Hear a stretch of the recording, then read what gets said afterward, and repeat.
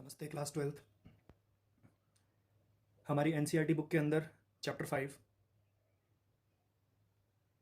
हम लोगों ने शुरू कर दिया था। चैप्टर 5 बेसिकली एक बहुत बड़ी ब्रांच का एक छोटा सा हिस्सा है। आपके सामने ये जो स्क्रीन खुली हुई है आपको यहाँ पर दिख जाएगा। आपको जैसे कि प्रीवियस वीडियो में मैंने बताया था, वीडियो 1 के अंदर, कि कैलकुलस नाम के एक बहुत बड़े से ब्रांच के अंदर, मैथमेटिकल ब्रांच के अंदर हम लोग चैप्टर 5 पढ़ेंगे, चैप्टर 6 पढ़ेंगे, 7, 8, 9। ठीक है, ये सारी चीज़ें हमें पढ़नी है और कॉन्टीन्यूटी से अपन लोगों ने शुरू किया था। मिस्टेक्स जाननी है हम लोगों को एक दूसरे की और उसको ठीक कर लेना है। आपको हेडिंग दिख चुकी होगी, लाल स्केच पेन से लिखा है मैंने, mistakes by me and mistakes by you. पहले जो मैंने मिस्टेक करी है उसके बारे में जान लेते हैं। मेरी सबसे पहली मिस्टेक के अंदर तो ये बात है कि प्रीवियस वीडियो के अंदर जब मैं कैलकुलस टॉपिक का इंट्रोडक्शन दे रहा था तो मैंने ये कहा था कि ये कैलकुलस टॉपिक जो है, इतना बड़ा जो ब्रांच है मैथ्स का, ये हमारी एनसीईआरटी के अंदर 4 चैप्टर लेकर के चला जाएगा। तो जवाब ये था कि 4 चैप्टर ना बोल करके मुझे 5 चैप्टर बोलने चाहिए थे। लेसन 5 सबसे पहला चैप्टर, फिर लेसन 6 दूसरा चैप्टर, लेसन 7 तीसरा चैप्टर, लेसन 8 चौथा चैप्टर एंड लेसन 9 पांचवा चैप्टर। तो कुल मिलाकर के ये 4 नहीं 5 चैप्टर है। मेरे से गिनने में गलती हुई थी, ठीक है। आप में से किसी एक बच्चे ने ये करेक्शन मुझे बताया तो मैं अभी इस चीज़ को ठीक कर रहा हूँ, इसके लिए मैं माफ़ी चाहता हूँ, ठीक है। अब मैं अपनी ही दूसरी मिस्टेक के बारे में बातचीत करना चाहता हूँ। अभी तक मैं अपनी फर्स्ट मिस्टेक आपको काउंट करवा चुका हूँ, अभी मैं आपको अपनी सेकंड मिस्टेक काउंट करवा रहा हूँ। ये मिस्टेक एक पर्टिकुलर एग्जाम्पल को देते समय हुआ था मुझसे। एग्जाम्पल प्रीवियस वीडियो में था जिसमें मैंने आपको एक नॉर्मल सा क्वाड्रेटिक फंक्शन दिया था एफ एक्स नाम पे, x² + 2x + 3। और इस पर्टिकुलर फंक्शन पे मैंने बोला था कि x = 2 के लेफ्ट हैंड लिमिट को कैलकुलेट करिए। ये सूरज के एग्जाम्पल से मैंने आपको समझाया था कि left hand limit eight x = 2 पे हम मान के चलेंगे कि सूरज जो है इस पर्टिकुलर ऑपरेशन पे काम कर रहे हैं। राइट हैंड लिमिट पे भी हमने काम करवाया था मेरे ख्याल से। उस समय एग्जाम्पल में नाम शायद इल्मा का लिया था या किसका लिया था मुझे याद नहीं आ रहा, सूरज का नाम मुझे याद है बिल्कुल। तो वहाँ इस पर्टिकुलर जगह पर नाम लेने में मेरे से कोई गलती नहीं हुई, गलती यहाँ पर हुई है कि मैंने इसको 2 लेबल कर दिया है, जबकि ये बिल्कुल गलत लाइन है। ये एक बहुत बड़ी मिस्टेक हुई थी मेरे से। ना तो लेफ्ट हैंड लिमिट 2 आई है, ना राइट हैंड लिमिट 2 आई है। एक्चुअली मुझे इस लाइन को ज़्यादा बेटर वे में लिखना था। एक तो यहाँ 2 नहीं होना था, 11 होना था। कितने साफ साफ दिख रहा है कि यहाँ पर लेफ्ट हैंड लिमिट जो है वो 11 आ रही है, और साफ साफ यहाँ पर भी दिख रहा है कि राइट हैंड लिमिट भी 11 आ रही है। उसके बाद भी मैंने बेवकूफ़ों की तरह इसको 2 लिखा। तो उसका जो करेक्शन है मैं यहाँ पर लिख रहा हूँ आपके लिए, eight x = 2, comma, the left hand limit is equal to 11 is equal to right hand limit। ये बात बताना बहुत ज़रूरी है। मैं आपको बताता हूँ हुआ क्या है। बच्चों के नोट्स आने शुरू हो चुके हैं वीडियो 1 को लेकर के, और किसी में इतनी अकल नहीं है कि इस चीज़ को ठीक करके अपनी नोटबुक के अंदर लिखें। ये बात ठीक नहीं थी कि आप अंधों की तरह लिखे चले जा रहे थे और आपको मेरी सामने रखी हुई मिस्टेक पता नहीं चली।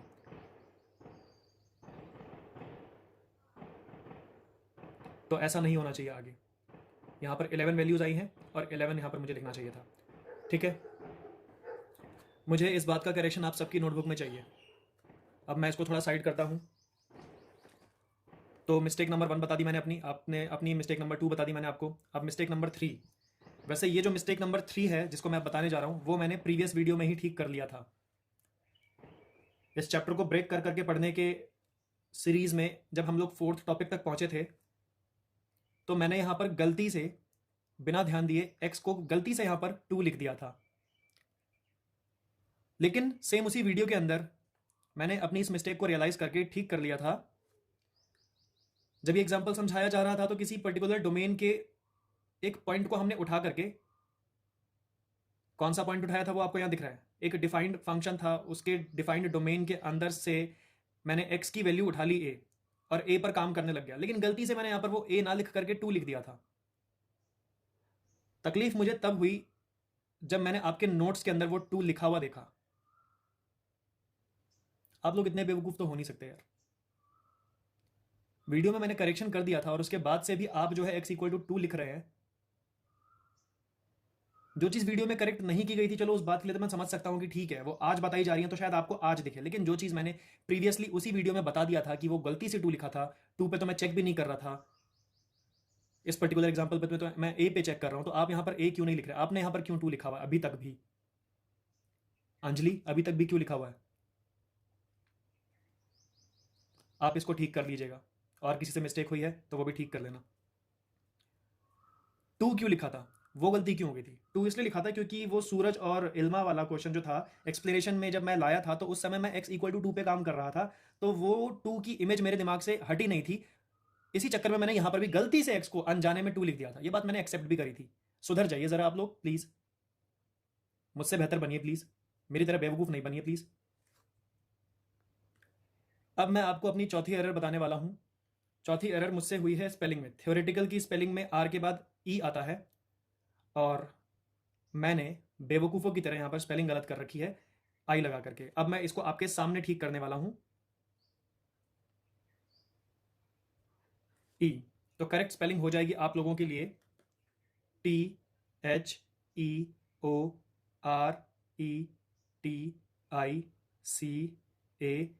थ्योरेटिकल। अपनी टीम में से ही किसी एक पर्टिकुलर दोस्त ने ये बात हमें बताई है, आप ही में से कोई है, और काफ़ी अच्छे तरीके से उसने मुझे समझाया था कि सर स्पेलिंग का कोई पंगा चल रहा है, please don't mind, but correct करवा देना। तो मैंने कहा हाँ जी बिल्कुल करवा देंगे। तो मैंने इसको खुद भी करेक्ट कर लिया, और मैं चाहता हूँ कि आप भी इसको करेक्ट करें और मुझे शो करें। अब आता है मिस्टेक्स बाय यू। पहली मिस्टेक आप में से किसी ने ये कर रखी है कि अगर स्पेलिंग लिख रहे हैं तो सही स्पेलिंग लिखिए भाई, सिंगल ए नहीं होता है, डबल ए होता है, ठीक है। आपकी दूसरी गलती, आप में से किसी एक बच्चे की दूसरी गलती, वो cos x नाम के फंक्शन का जब डेरिवेटिव लिखने बैठा तो उसने यहाँ पर sin x लिखा।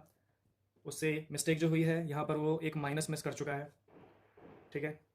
मुझे काफ़ी गुस्सा आया था, फिर मैंने अपने गुस्से को कंट्रोल किया, तो मैंने कहा कोई बात नहीं, बड़े बड़े चैप्टर्स में छोटी छोटी बातें तो होती रहती हैं। ये बात पॉइंट नंबर 2 को डिस्कस करते समय बताई गई थी।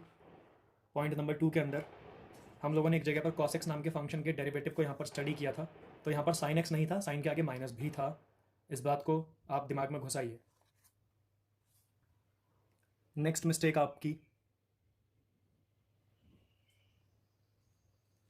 यहाँ पर तीसरे नंबर की मिस्टेक। 2 मिस्टेक्स बता चुका हूँ। आप देखिए यहाँ पर ठीक लग रहा है क्या जो लिखा है मैंने?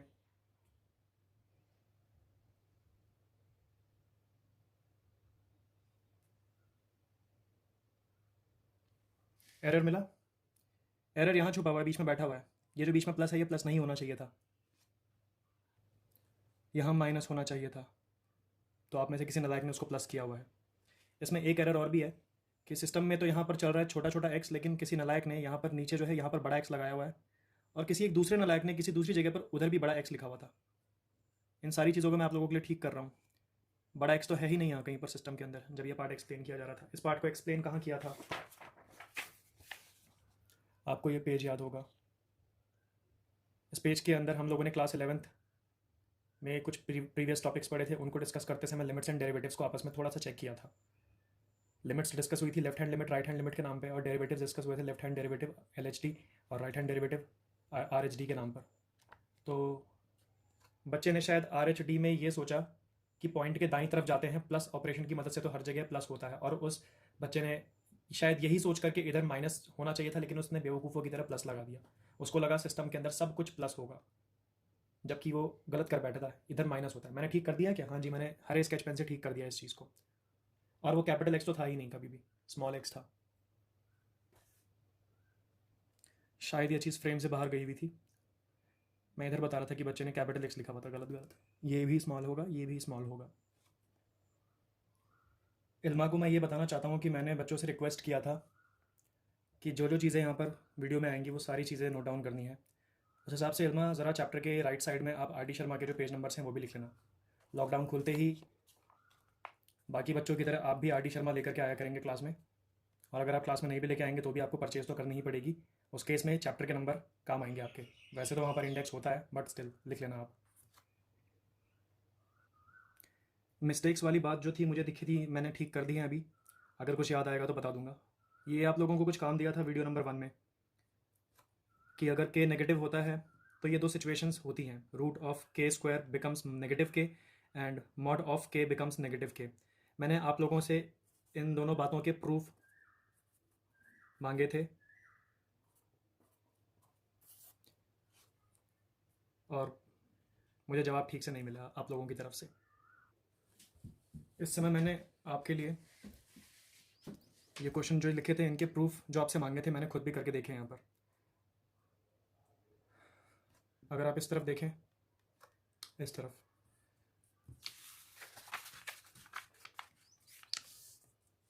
सिर्फ इधर, तो ये पर्टिकुलर पूरा का पूरा ये दोनों पार्ट्स में मैं अभी आपको ये वाला पार्ट एक्सप्लेन कर रहा हूँ नेगेटिव के लिए। अगर मैं नेगेटिव के लिए बात एक्सप्लेन करने वाला हूँ तो मैं राइट साइड वाला जितना भी है जीरो के साइड का सब कुछ हटा दिया, वो मैंने हटाया है, हाईलाइट नहीं किया है। और इस पूरी नेगेटिव विंडो से मैंने एक के उठा लिया, मान लीजिए -3 उठा लिया, लेट कर दिया मैंने के इक्वल टू -3। ये वाली लाइन आप देख करके समझ जाएंगे। उसके बाद किया मैंने जिस चीज़ को प्रूव करना था उसका लेफ्ट हैंड साइड उठा के लेकर के आया। ये देखिए, ये रहा लेफ्ट हैंड साइड, यहाँ पर उठा करके लेकर के आया और उस लेफ्ट हैंड साइड के अंदर मैंने वो जो भी वैल्यू डाली थी यहाँ पर अज्यूम करी थी उसको फिल कर दिया और सॉल्व करते करते मैंने एक रिजल्ट बना दिया और ये लिख गया LHS equal to RHS। Same यही सारी स्टोरी जो है वो मैंने सेकंड पार्ट को इस तरफ प्रूफ करने के लिए भी यही काम किया था कि नंबर लाइन पे अगर मैं के इक्वल टू नेगेटिव के लिए ये पूरा एक्सप्लेनेशन डाल रहा हूँ तो नेगेटिव वाली साइड से मैंने कुछ भी के पिक नहीं किया, ये पॉजिटिव वाली साइड से मैंने कुछ भी के पिक नहीं किया। मैंने क्या किया, इस नेगेटिव विंडो से -4 को अपना के बना लिया, लेट कर लिया। शायद ये वाली लाइन भी आप देख के समझ जाएंगे क्या हुआ है। और उसके बाद से टेकिंग LHS इस पार्ट को लिया, बुलाया, उस के अंदर वो वाली वैल्यू को मैंने पुट कर दिया जो मैंने यहाँ पर नंबर लाइन से उठाया था, इस तरह से ब्रैकेट के अंदर ढंग से। फिर ये सेव किया और उसके बाद से आपको पता है कि मॉडुलस जो होता है वो नेगेटिव नंबर को पॉजिटिव कर देता है, तो ऐसा 4 दिखने लग गया। और उसके बाद से 4 की वैल्यू को आपने यहाँ से इस जगह से 4 जो है इक्वल टू -k है तो 4 इक्वल टू -k आपने कर दिया।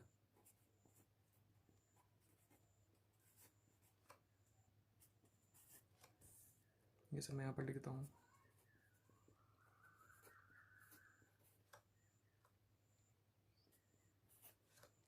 इस तरह से ये चीज़ प्रूव हुई है। अब आप लोगों को के इक्वल टू के ग्रेटर देन 0 वाली बात के लिए, के ग्रेटर देन 0 वाली बात के लिए दैट मीन्स के पॉजिटिव के लिए इन दोनों स्टेटमेंट को प्रूफ करने में तकलीफ नहीं होनी चाहिए। राइटिंग स्टाइल का इंस्पिरेशन आप ये जो मैंने यहाँ लिखा है इसको पॉज करके समझ करके यहाँ से आप राइटिंग स्टाइल का इंस्पिरेशन ले सकते हैं। तो मुझे ये वाला काम आद्या, आपसे, आस्था, अदिति बिष्ट, अपूर्वा, जया, इल्मा, श्रुति, याशिका, अंजलि, सादगी, स्मृति, कृष्णा, मयंक, प्रणव, सीनो, ईशांत, सूरज, ये जो मेरे टीम मेंबर्स हैं इन सब से ये जानना है कि कैसे लिखेंगे आप लोग इसे। आप लिखते समय ट्राई करना मेरे वाले जो मैंने अज्यूम करे नंबर वो यूज़ ना करें। मैंने प्रीवियस एग्जांपल में -3 को यूज़ किया है और मैंने प्रीवियस एग्जांपल में -4 को यूज़ किया है, आपने नोटिस कर लिया होगा अब तक। तो इधर -3 और इधर -4, आप कुछ और नंबर लीजिए लेकिन लेना आपको नंबर ही है।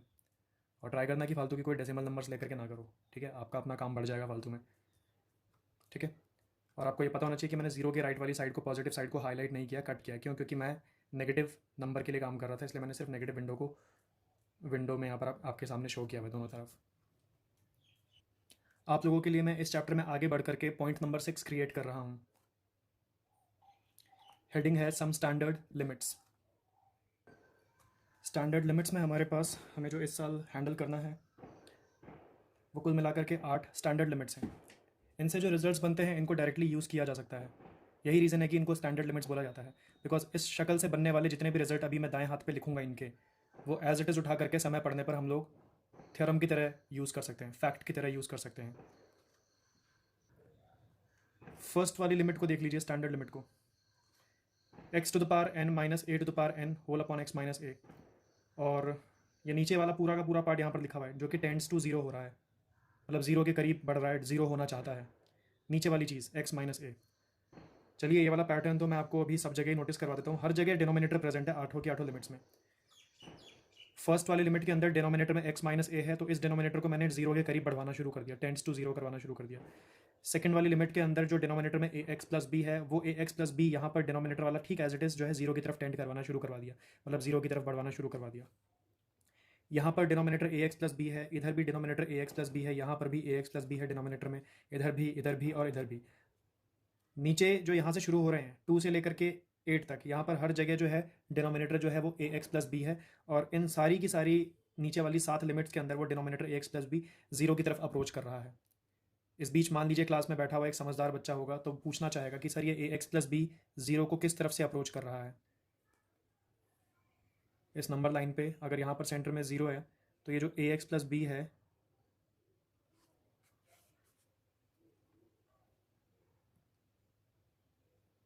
ये जो ए एक्स प्लस बी है ये 0 को किस तरफ से अप्रोच कर रहा है।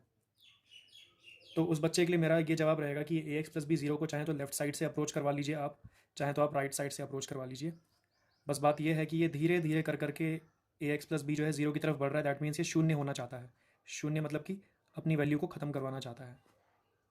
It could tend to 0 from any of the two sides, either from the left hand side और from the right hand side. क्या इस पर्टिकुलर डायग्राम का हमारे क्वेश्चन में भी कहीं लेना देना होगा? क्या कोई ऐसा क्वेश्चन आएगा जहाँ पर मैं पर्टिकुलर इस डायग्राम से ए एक्स प्लस बी के मूवमेंट को 0 की तरफ आपको शो करूँ? तो बिल्कुल भी नहीं आएगा ऐसा कहीं पर भी कि मैं आपको ये ए एक्स प्लस बी को कहीं पर बताऊँ कि बेटा इस क्वेश्चन के अंदर ये A x plus B left side से 0 की तरफ बढ़ रहा है, राइट से नहीं, या किसी और जगह पर राइट से बढ़ रहा है, लेफ्ट से नहीं। ये तो बस मेरी क्लास में अगर कोई बच्चा जानना चाहता है कि टेंड्स टू 0 जो होता है, टेंड्स टू कोई भी पॉइंट दो तरफ से हो सकता है, तो मैं जवाब देना चाहता हूँ कि टेंड्स टू कोई भी पॉइंट हो वो दोनों में से किसी भी साइड से हो सकता है। अगर आप किसी पर्टिकुलर पॉइंट पे 1 की तरफ टेंड करना चाहते हैं, 1 की तरफ, तो आप लेफ्ट से करिए या राइट से करिए, मुझे इस बात से कोई लेना देना नहीं होगा, आप कहीं से भी कर लीजिए। मुझे इस बात से इसलिए लेना देना नहीं होगा क्योंकि मेरे किसी क्वेश्चन में लेफ्ट या राइट से मूव करने का ऐसा इतना कोई फ़र्क पड़ नहीं रहा होगा। ठीक है, फर्स्ट लिमिट मैंने आप लोगों के लिए लिख दी है, सेकेंड लिमिट भी मैंने आप लोगों के लिए लिख दी है उसकी वैल्यू, थर्ड लिमिट की वैल्यू भी लिख दी, फोर्थ लिमिट की भी वैल्यू लिख दी, फिफ्थ लिमिट की भी वैल्यू लिख दी, सिक्स लिमिट की जो यहाँ पर वैल्यू लिखी है वो 1 नहीं होती है। ठीक है, इस बात को लिख करके काटेंगे। ये 1 जानबूझ के लिखा था पर्पसफुली। आपने शायद एक फ्लो देखा हो, सेकंड से लेकर के फिफ्थ तक 1 1 1 1 1 लिखता चला जा रहा था, तो बच्चों को लगने लग जाता है कि ये भी पक्का 1 होगा, जबकि ये लिमिट जो होता है ये 1 नहीं होता, ये आपके पास होता है log ऑफ p। यहाँ पर p रखा हुआ है तो यहाँ पर p लिख दिया। किसी के लिए अगर यहाँ पर q रखा होगा तो वहाँ पर वो अपने लिए उस क्वेश्चन में q लिखेगा। किसी के लिए यहाँ पर अगर 7 रखा होगा तो वो यहाँ पर 7 लिख लेना। किसी के यहाँ पर 8 रखा होगा p की जगह, तो वहाँ पर p की जगह 8 लिख लेना। ज़रूरत के हिसाब से चलना। इस पर्टिकुलर पार्ट की जो वैल्यू होती है यहाँ पर, ये वैसे तो log ऑफ e बनना चाहिए, बट क्योंकि log e मैथ्स के अंदर खुद 1 होता है, इसीलिए आप इस पर्टिकुलर पार्ट को 1 लिख लीजिए, log e से ज़्यादा बेहतर। तो log e लिख करके मैं यहाँ पर क्या कर रहा हूँ, कट कर देता हूँ।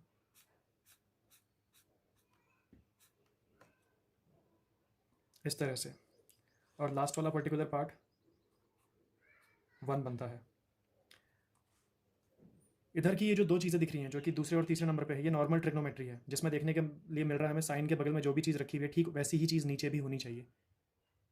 साइन के बगल में जो भी चीज़ ए एक्स प्लस बी रखा हुआ है ठीक वही चीज़ जीरो, वो वही चीज़, सॉरी जीरो नहीं, वही चीज़ नीचे भी होना चाहिए। और ठीक वही चीज़ जो साइन के बगल में रखी है, जो साइन के नीचे रखा हुआ है, एग्जैक्टली वही चीज़ टेंड्स टू 0 भी होना चाहिए। टैन के लिए भी सेम हिसाब चलता है कि उसके बगल में जो भी एंगल रखा हुआ है सेम वही चीज़ नीचे भी रखी होनी चाहिए, और ठीक वही चीज़ यहाँ पर टेंड्स टू 0 भी होना चाहिए, तब जा करके ये रिजल्ट 1 बन पाता है। इधर दो चीज़ें इन्वर्स ट्रिग्नोमेट्री को लेकर के लिखी हैं, fourth and fifth part, sine का इन्वर्स एंड टेन का इन्वर्स। मैं अब इनको एंगल नहीं बोल पाऊंगा। साइन इन्वर्स के बगल में इसका रेंज रखा होगा। बात यह है कि साइन इन्वर्स के बगल में इसका जो भी रेंज वैल्यू रखा हुआ है ठीक वही रेंज वैल्यू नीचे भी रखा रहे, और यही वैल्यू टेंड्स टू 0 होना चाहिए, तब जा करके ये रिजल्ट 1 तक पहुँचता है। टैन इन्वर्स की भी सेम वही स्टोरी है कि जिसके इसके बगल का ये जो रखा हुआ रेंज है ठीक वही चीज़ नीचे भी रहना चाहिए, और वही चीज़ टेंड्स टू 0 भी होना चाहिए, तब जा करके ये 1 बनता है। सिक्स्थ पार्ट और सेवन्थ पार्ट और एट्थ पार्ट में आपको थोड़ा समय लग सकता है। यहाँ पर कोई पर्टिकुलर वैल्यू है p, और इस p के पावर पे लिखा हुआ है ए एक्स प्लस बी। आप में से कुछ नालायक तो वो होंगे जो कि इस पर्टिकुलर सिक्स्थ लिमिट को नोट डाउन करते समय ये वाली हरकतें करेंगे। मैं लिख के बता रहा हूँ।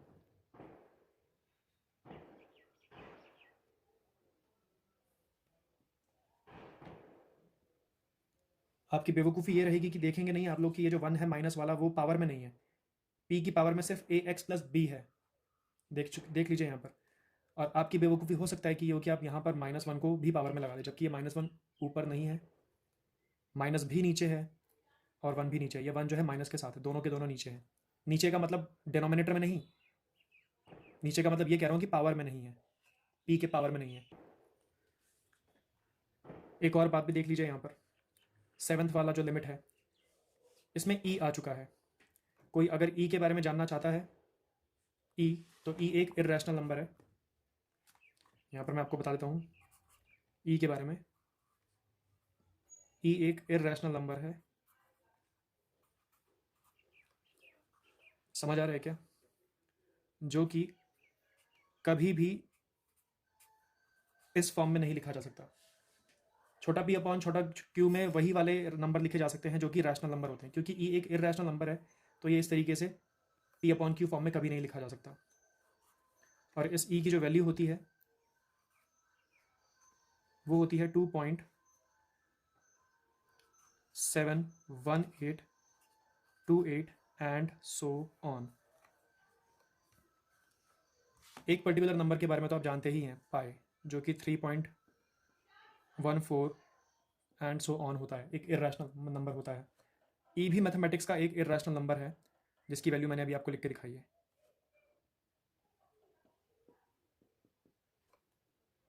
समझ आ रहा है क्या? अब क्लास के अंदर एक बच्चा होगा समझदार जो ये पूछेगा, क्या सर ई की इस वैल्यू की हमें कभी ज़रूरत पड़ेगी किसी क्वेश्चन के अंदर जाकर के इस वैल्यू को हम पुट करें और हमारा काम बन जाए? तो उस बच्चे के लिए मेरा ये जवाब है कि ई का कभी ये वैल्यू पुट करने की हमें नौबत नहीं आएगी। तो फिर इस ई की वैल्यू बताने का क्या फ़ायदा हो रहा है इस वीडियो में? ये बस आउट ऑफ क्यूरियोसिटी किसी बच्चे को जानना हो, उसकी जिज्ञासा हो, तो मैं इसलिए बता रहा हूँ। मैं कभी इसको यूज़ नहीं करने वाला हूँ। ओके, वैल्यू को कभी यूज़ नहीं करने वाला हूँ। ई तो मैं बहुत यूज़ करता हूँ, उसकी बस न्यूमेरिकल वैल्यू को कभी यूज़ नहीं करता, क्योंकि मौका नहीं मिला मुझे, इसलिए यूज़ नहीं करता। ऐसा नहीं कि मेरी कोई दुश्मनी है उसके साथ। ठीक है, और अगले पेज पे हम लोग, ये पेज पूरा भर चुका है जिस पे स्टैंडर्ड लिमिट्स के नाम पे 8 स्टैंडर्ड लिमिट्स देखने को मिली है। नेक्स्ट पेज पे जाकर के मैं आप लोगों को लॉग की कुछ प्रॉपर्टीज़ बताने वाला हूँ। हेडिंग डाल चुका हूँ, पॉइंट नंबर 7। तो हमारी क्लास में किसी एक बच्चे ने मेरे को ये याद करवाने की कोशिश करी कि सर पॉइंट नंबर 5 आपने ना पूरा करवाया नहीं है। पॉइंट नंबर 5 में आपको क्वेश्चंस करवाने थे कुछ। तो उस बच्चे के लिए मेरा जवाब है कि मुझे याद है ये बात, बट पॉइंट नंबर 6 और 7 सिर्फ इसीलिए तैयार करवाए जा रहे हैं ताकि अगर पॉइंट 6 और 7 से रिलेटेड कोई भी बात हमारे किसी क्वेश्चन में लग रही हो तो हम पहले से ही उस बात के लिए तैयार रहें। ये रीज़न है कि इन पॉइंट्स को कवर करवाया जा रहा है। प्रॉपर्टीज़ एसोसिएटेड टू लॉगरिथम, जो कि 7th पॉइंट है। इस पर्टिकुलर टॉपिक के लिए मैं हमेशा यही सोचता था, अभी भी सोचता हूँ कि सीबीएसई वालों को लॉगरिथम नाम का एक चैप्टर एनसीईआरटी बुक में किसी ना किसी क्लास में रख देना चाहिए। 9th क्लास से ही शुरू कर देना चाहिए लॉगरिथम नाम के टॉपिक को डिस्कस करना, क्योंकि लॉग फंक्शन के बारे में, लॉगरिथमिक फंक्शन के बारे में केमिस्ट्री और फिजिक्स भी इस टूल को यूज़ करते हैं। मैथ्स में भी ऐसा सा है कि ये बहुत काम आता है हमारे। इसकी जो प्रॉपर्टीज़ हम लोग यहाँ पर देखने वाले हैं, शायद 8 प्रॉपर्टीज़ आ सकती हैं। अगर मुझे आठों की आठों अभी याद आ गई तो बेटर होगा।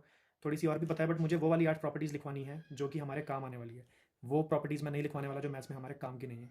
ओके, इसको कॉन्टिन्यूटी एंड डिफरेंशिएबिलिटी चैप्टर में क्यों पढ़ाया जा रहा है? मेरा बस चलता तो मैं क्लास 11th में भी आपको ये टॉपिक पढ़ा देता। प्रॉपर्टीज़ की ही तो बात है, 8 लाइन्स लिखनी होंगी, बट 11th क्लास में शायद इसलिए नहीं पढ़ाया होगा क्योंकि वहाँ पर लॉग के ऊपर बेस्ड कोई क्वेश्चन हमें देखने को मिला ही नहीं होगा। और अब क्योंकि 12th में ऐसा होने नहीं वाला, 12th में लॉग फंक्शन भी आने वाले हैं, तो मजबूरी रहेगी हमारी कि प्रॉपर्टीज़ एक बार चेक कर लेते हैं। 8, हाँ। प्रॉपर्टीज़ लिखने से पहले लॉगरिथम के बारे में जानना ज़रूरी है।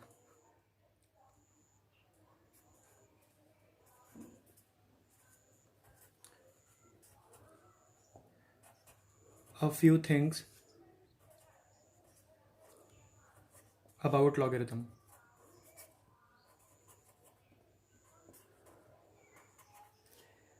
लॉगरिथमिक टूल के बारे में किसने हमें सबसे पहले जानकारी दी थी, इस बात का पता आप लोग इंटरनेट से लेंगे। मुझे भी शेयर कर देना वो लिंक। लॉगरिथमिक फंक्शन को लिखने के समय आप लोग LOG लिखते हैं, शॉर्ट में LOG। और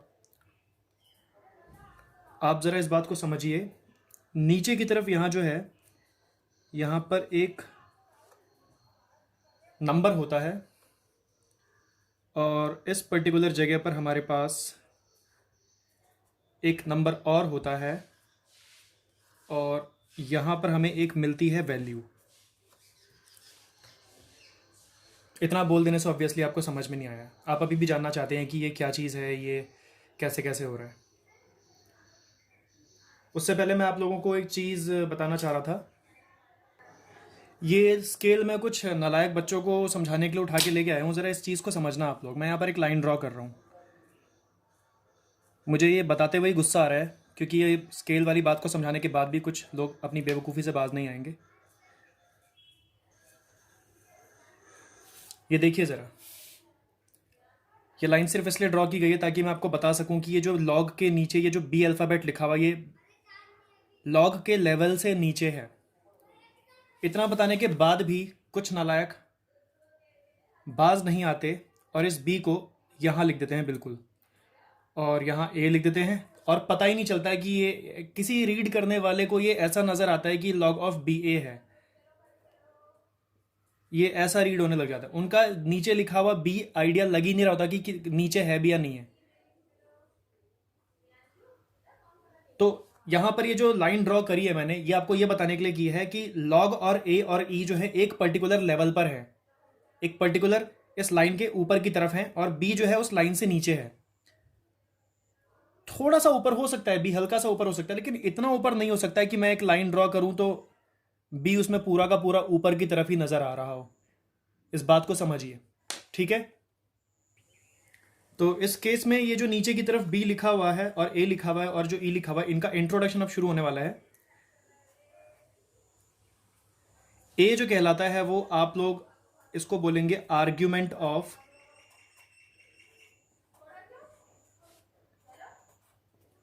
लॉग, या सिर्फ आर्ग्यूमेंट कह लीजिए।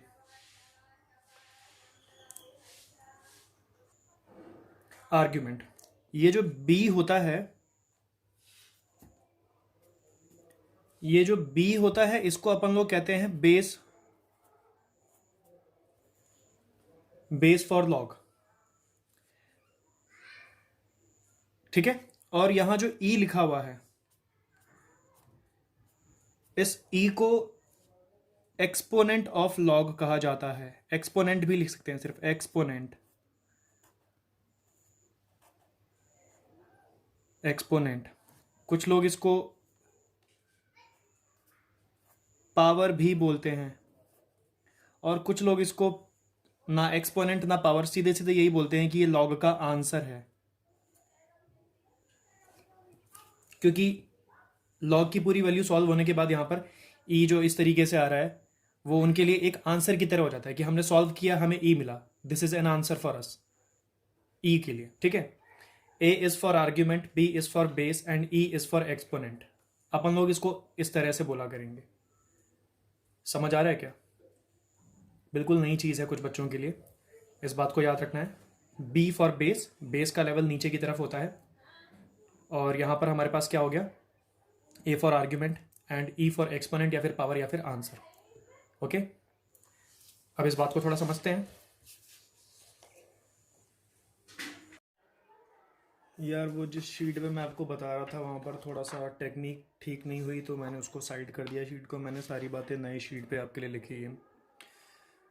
फ्यू थिंग्स अबाउट लॉगरिथम में आपको मैंने बता दिया था कि लॉग होता है, यहाँ पर नीचे एक बी लिखा हुआ है, इधर ए है उधर ई है।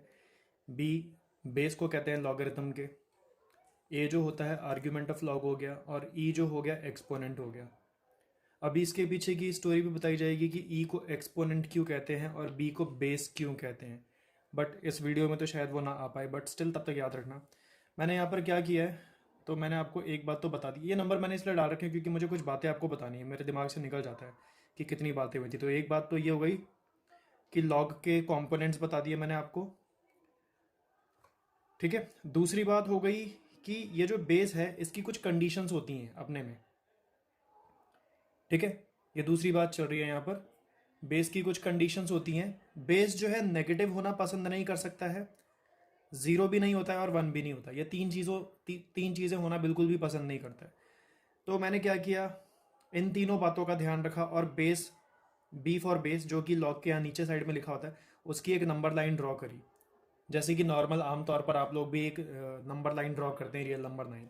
अब क्योंकि नेगेटिव वैल्यू बेस लेना पसंद करता नहीं, क्योंकि मैंने यहाँ पर आपको बता दिया नहीं लेता वो, ठीक है, और वो ज़ीरो भी नहीं लेता, इसलिए मैंने ज़ीरो पे ओपन इंटरवल रखा हुआ है, ठीक है, और वो वन भी लेना पसंद नहीं करता है। जो जो चीज़ें वो लेना पसंद नहीं करता है उस चीज़ को मैंने यहाँ पर हटा रखा है। ज़ीरो और वन पे ओपन इंटरवल इसलिए लिख रहे हैं क्योंकि ज़ीरो भी नहीं लेगा बेस और वन भी नहीं लेगा। इसके अलावा बेस जो है बाकी कुछ भी हो सकता है, वो बेस 0.1 भी हो सकता है, बेस 0.2 भी हो सकता है, बेस 0.3 भी हो सकता है, ठीक है, बेस 1.1 भी हो सकता है, बेस 2 भी हो सकता है, बेस 3 भी हो सकता है, 4 भी हो सकता है, 5 भी हो सकता है, 6 भी हो सकता है, 7 भी हो सकता है, आगे के कोई भी पॉजिटिव वैल्यूज में वो जा सकता है, ठीक है। बस ये तीन चीज़ें आपको नहीं होने देना है, ओके, ठीक है। जब बेस कुछ भी हो सकता है तो बेस डेफिनेटली 2 और 3 के बीच का ये वाला वैल्यू भी हो सकता है। अभी थोड़ी देर पहले आज ही इस वीडियो के अंदर बताया है, जिस तरीके से आप पाई के बारे में जानते हैं 3.14 समथिंग समथिंग, वैसे ही मैथ्स के अंदर एक और इर्रेशनल कांस्टेंट होता है जिसको ई नाम दिया गया है, जिसकी वैल्यू भी लिखवाई थी मैंने इसी वीडियो में बेटा। ई की वैल्यू होती है 2.71828 करके, इस तरीके से। ऑब्वियसली ई की अगर ये वैल्यू 2.71828 है तो मैंने इसको 2 और 3 के बीच में ही लोकेट करना चाहिए था ना। बताओ बताओ, गलत तो नहीं कह रहा ना कुछ। पाई को कहाँ लोकेट करते अगर करते तो 3 और 4 के बीच में लोकेट करते ना, क्योंकि पाई जो होता है वो 3.14 होता है। चाहो तो आप अपने उसमें नोटबुक में कर लेना, 3 और 4 के बीच में पाई आता है 3.14। एग्जैक्टली मिड में मत कर देना, क्योंकि 3.14 जो होता है वो 3.5 से भी पीछे होता है।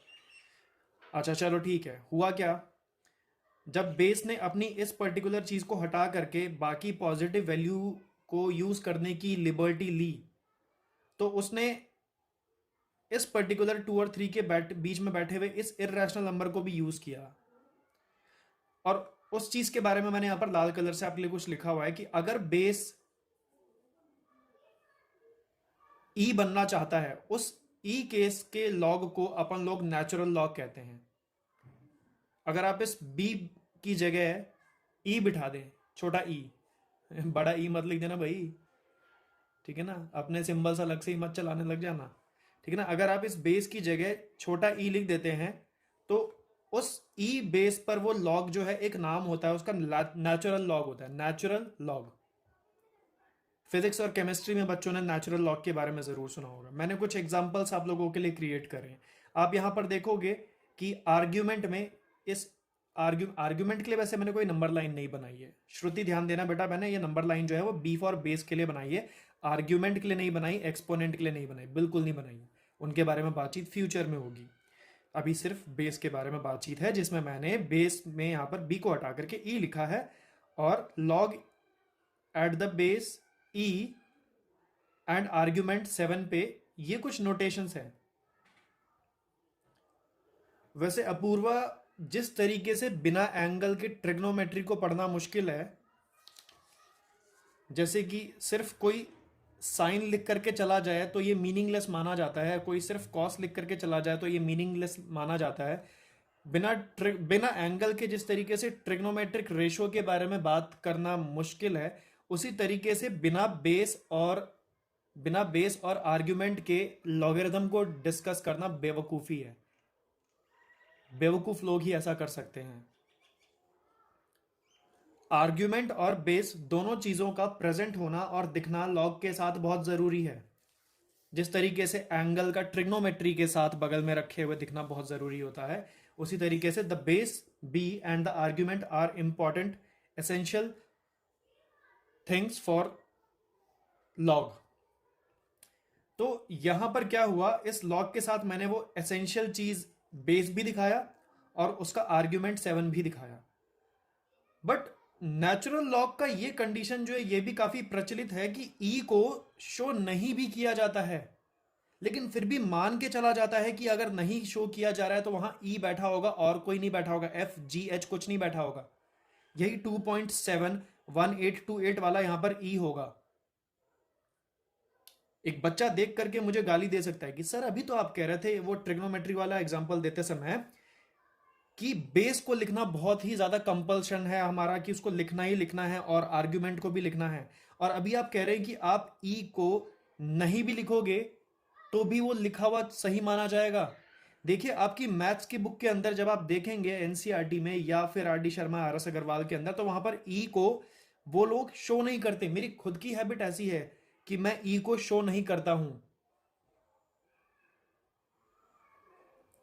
इसको जरा दूसरे तरीके से सुनिए, अगर बेस दिख नहीं रहा है दैट मीन्स वहां पर वो बेस ई है। ऐसा मत मान लेना कि वहां पर बेस है ही नहीं, हो ही नहीं सकता ऐसा। बिना बेस के लॉगरिथम नहीं होता है Anjali. If the base is missing in the logarithmic donation, donation कह रहा हूं, notation, if the base is missing in the logarithmic notation, तो ये अज्यूम नहीं करना है कि वहां पर बेस रहा ही नहीं होगा, पाप लगेगा आपको, मुझे भी। ये मान के चलना है कि वहां पर ई रहा होगा बेस। और भी कुछ एग्जांपल्स हैं। आर्ग्यूमेंट 5 के लिए अगर आप ई बेस पे लॉग निकालते हैं तो इस तरीके का स्ट्रक्चर लिखने को होता है। आप लोग इसको LOG5 भी लिख सकते हो, जहां पर ई को आप बिना शो करे भी इस तरीके से चल सकते हैं। उसी तरीके से आर्ग्यूमेंट 12 पे बेस में ई को लेकर के आप लॉग इस तरीके से लिख सकते हैं, और ई को एब्सेंट करवा करके, आप एब्सेंट भले करवा दो लेकिन ये माना हमेशा सबके थ्रू जाएगा कि यहां पर ई प्रेजेंट है, बस वो इनविजिबल हो रहा है। नोटेशन है, ये नोटेशन पॉपुलर हो चुकी है, अब हम इसमें कुछ नहीं कर सकते, और ये नोटेशन आज भी यूज की जा रही है। ठीक है, यहां पर भी ई बेस पे एक्स को लिखा तो इस तरीके से भी लिख सकते हैं। ये जो ln5 ln7 ln12 lnx लिखा हुआ, ये केमिस्ट्री और फिजिक्स में बच्चों ने पढ़ रखा होगा। ठीक है, ये बस ऐसे ही लिख दिया था कि उनको ये रहे कि भाई हमारी फिजिक्स और केमिस्ट्री के कॉन्सेप्ट जो है वहाँ और यहाँ जो है कोई कॉन्फ्लिक्ट पैदा नहीं हो रहा है। ठीक है, वो लोग क्या करते हैं, ई बेस वाले लॉग को ना ऐसे ना लिख करके ln लिख देते हैं। ठीक है ना, कहते हैं नेचुरल लॉग, इस तरीके से। ठीक है ना, नेचुरल लॉग करके कुछ इसको बढ़ा देते हैं। ठीक है ना, क्या सिर्फ ई वाले लॉग ही पॉपुलर हैं क्या? देखिए मार्केट में तो दो किस्म के लॉग टेबल्स आते हैं, शायद किसी ने सुना भी होगा कि लॉग टेबल्स होती हैं, और रिफ्रेशर में तो लॉग टेबल्स बुक के पीछे भी होती हैं। ठीक है ना, शायद आप में से कभी किसी ने लॉग टेबल्स के बारे में सुना हो, मार्केट में मिल जाती हैं, बहुत पतली पतली बुक होती है, 15-20 पेजेस या शायद 10-12 पेजेस की होती है। तो मार्केट के अंदर दो किस्म की लॉग बुक्स आपको मिल सकती हैं। एक तो लॉग बुक मैंने भी खरीदी थी, और वो लॉग बुक 10 बेस पे पाई जाती है। उसके बेस पे ये जो यहाँ पर बी होता है वो 10 लिखा होता है, ये 10 बेस, ये नंबर लाइन पे 10 लिखा हुआ है। मैंने कुछ लिखा हुआ है यहाँ पर नीले कलर से, जरा पढ़ लेना। The log with 10 as the base is called common log. जब बेस ई था तो उसको नेचुरल लॉग कहा जा रहा था, और जब बेस 10 है तो उसको कॉमन लॉग कहा जा रहा है। और इस पर्टिकुलर 10 बेस वाली जो लॉगरिथमिक टेबल है मार्केट में अवेलेबल है। कितने की आती है वो मुझे नहीं पता, आपको फिलहाल जरूरत नहीं, मैथ सब्जेक्ट में तो आपको बिल्कुल भी जरूरत नहीं पड़ेगी। हमारे 12th क्लास में आपको लॉग टेबल की जरूरत नहीं पड़ेगी, बिकॉज हम लोग सारा का सारा गेम जो है इधर वाले में खेलते हैं। सारा गेम हमारा पूरा जो कॉन्सेप्ट है इधर वाले में बेस्ड है। अपन लोगों की जो आर डी शर्मा या एनसीईआरटी है, हम लोग इधर रह करके गेम खेलेंगे। ठीक है, 10 बेस पे क्या हिसाब रहता है? 10 बेस पे लॉग टेबल्स मार्केट में आती हैं, और इसकी नोटेशन ऐसी है। अगर आप बेस में 10 डाल रहे हो तो देखो बी वाले की जगह आपको क्या दिख रहा होगा, 10 दिख रहा होगा। आर्ग्यूमेंट में 7 है, इसका कोई सेकंड या थर्ड नोटेशन नहीं होता। देखो लॉग ई बेस वाले 7 के लिए दो और नोटेशन थे। एक बारी में क्या किया, ई गायब करके नॉर्मल ऐसे लिख दिया, और एक बारी में केमिस्ट्री फिजिक्स वाले ये जो बच्चे हैं इनको समझा रहा हूं कि LN लिख दिया, नेचुरल लॉग करके लिख दिया। ये तीनों नोटेशन बराबर होती हैं, इसलिए बीच में इक्वल टू का साइन है। बट लॉग 10 7 को आप लोग ऐसे ही रहने दीजिए, इसके साथ 10 को गायब मत कर देना। ठीक है ना, ई को नहीं लिखोगे तो भी माना जाएगा कि वहां ई है, लेकिन अगर नहीं लिख रहे हो यहां पर, आप अगर इसको इस तरीके से लिख दो कि सर मैंने ना वो ई वाली बात लगा दी लॉग इस वाले में भी, और मैंने ना ऐसे लिख दिया, तो ये वाली बात हो जाएगी गलत। ये गलत क्यों हो गई यार? आप 10 को गायब नहीं कर सकते, ठीक है ना? आप रूल ब्रेक नहीं कर सकते ऐसे, क्योंकि अगर एक पढ़ा लिखा बंदा आता है तो वो लॉग 7 को अपनी तरफ से क्या मानेगा? वो यही सोचेगा ना कि यहाँ पर बेस नहीं दिख रहा तो यहाँ पर ई होगा पक्का।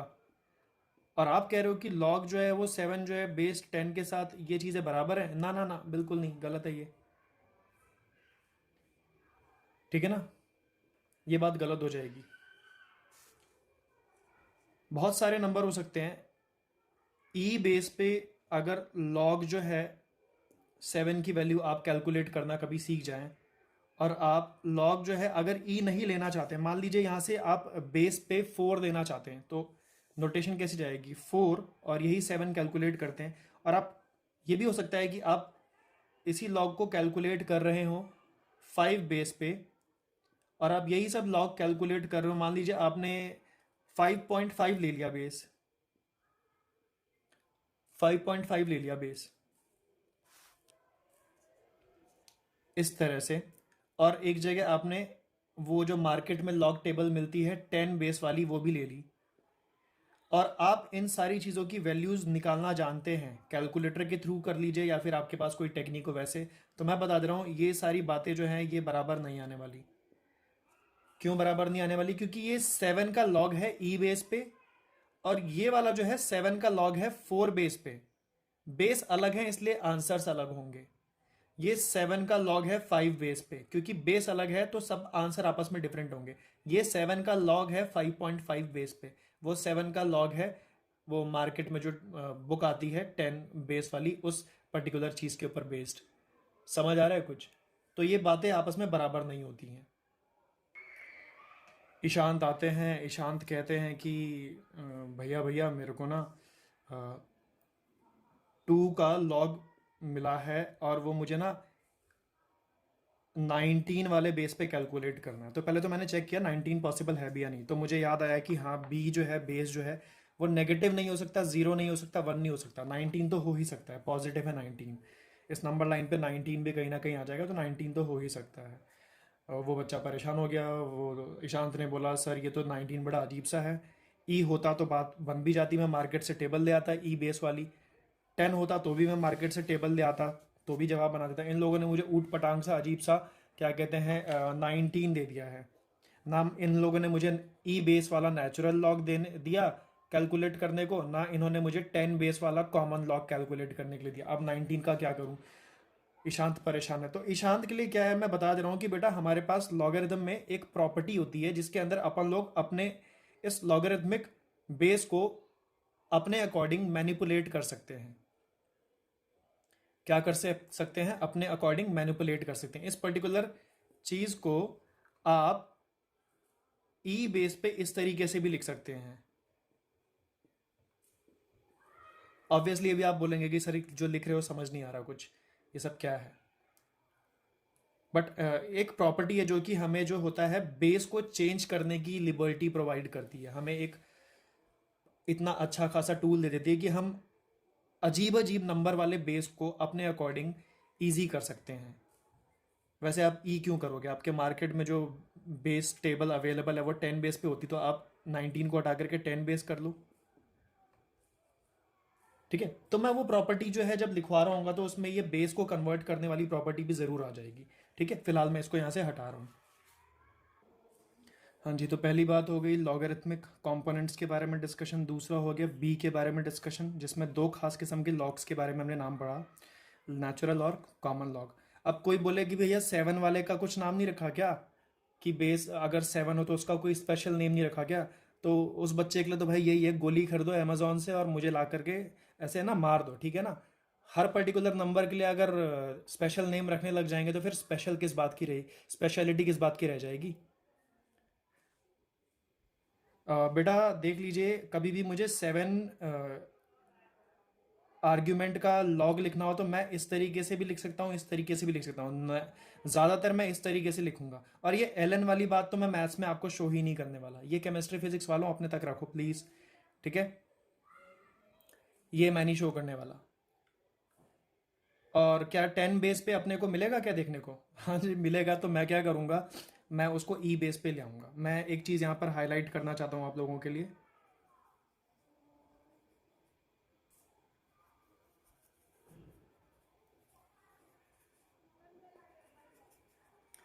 सूरज बोलेंगे सर गलत हाईलाइट कर दिया, मार्केट में तो 10 बेस वाली लॉगरिथम मिलती है ना, आपने ई बेस वाले लॉगरिथम पे क्यों कर दिया? मार्केट में शायद ई बेस वाली भी लॉगरिथम मिलती होगी, लेकिन 10 बेस वाली बहुत ज़्यादा बिकती है, ठीक है। फिर भी मैंने इस ई वाले को इसलिए यूज़ किया क्योंकि अपन लोगों का जितना भी किसी पर्टिकुलर फंक्शन में मैं लॉगरिथम के बारे में जो भी डिस्कशन कर रहा हूँ वो सब के सब ई बेस वाला डिस्कशन होगा, और उधर ई शायद देखने को भी ना मिले। बट ये मत मान के चलना कि ई देखने को नहीं मिल रहा दैट मीन्स ई मिसिंग है। मैंने आपको ये बात बता दी है कि बिना बेस और बिना आर्ग्यूमेंट का लॉग नहीं होता।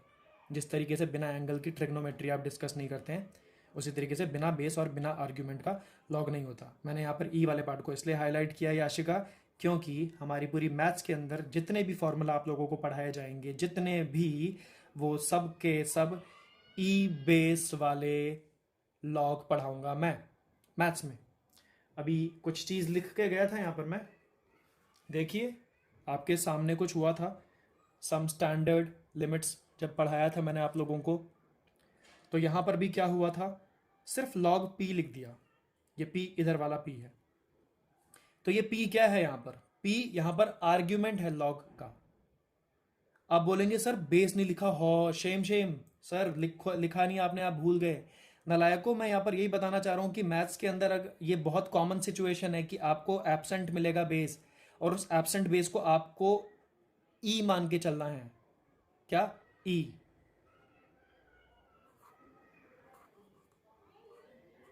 कोई और अल्फ़ाबेट मत मान लेना, ये ई मान के चलना है, और ई की वैल्यू यहाँ पर लिखी हुई है नीचे।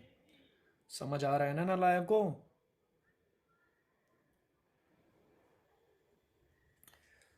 ई बेस वाले के लिए मैंने लिख दिया भैया की चॉइस, ये हमारी मैथ्स में आने वाला है, और वहाँ पर मैंने लिख दिया इसको हाईलाइट करके, अवेलेबल लॉग टेबल्स इन मार्केट।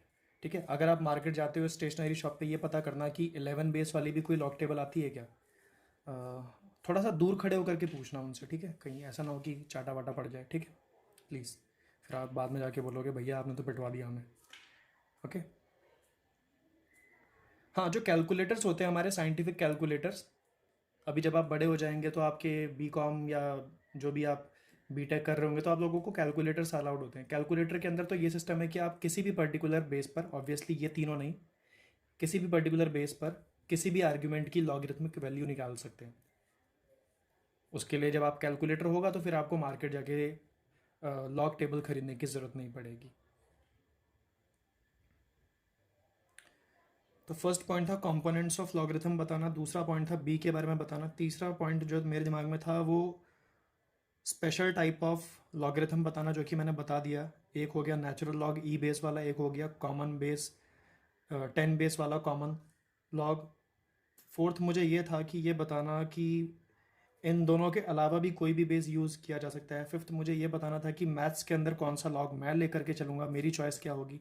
सिक्स्थ मुझे ये बताना था कि केमिस्ट्री फिजिक्स वाले बच्चे जो हैं ये एल एन इनको देखने को मिलता है। सेवन्थ मुझे ये बताना था कि लॉग में मनचाही प्रॉपर्टी नहीं, आप अपनी तरफ से बेस को मॉडिफाई भी कर सकते हैं, जैसे मैंने वो एक 19 बेस वाला एग्जांपल दिया था। और एट्थ मुझे बताना है कि कौन कौन सी प्रॉपर्टीज़ हमें पढ़नी है, कौन कौन सी प्रॉपर्टीज़ पढ़नी है। ठीक है, तो लगभग सारी बातें हो चुकी हैं। मैं इस शीट को साइड में कर रहा हूँ और बोर्ड साफ़ कर रहा हूँ। इवन मैंने हेडिंग डाल करके आपके लिए क्या कहते हैं लॉग की पहली प्रॉपर्टी लिख भी दी है, ठीक है।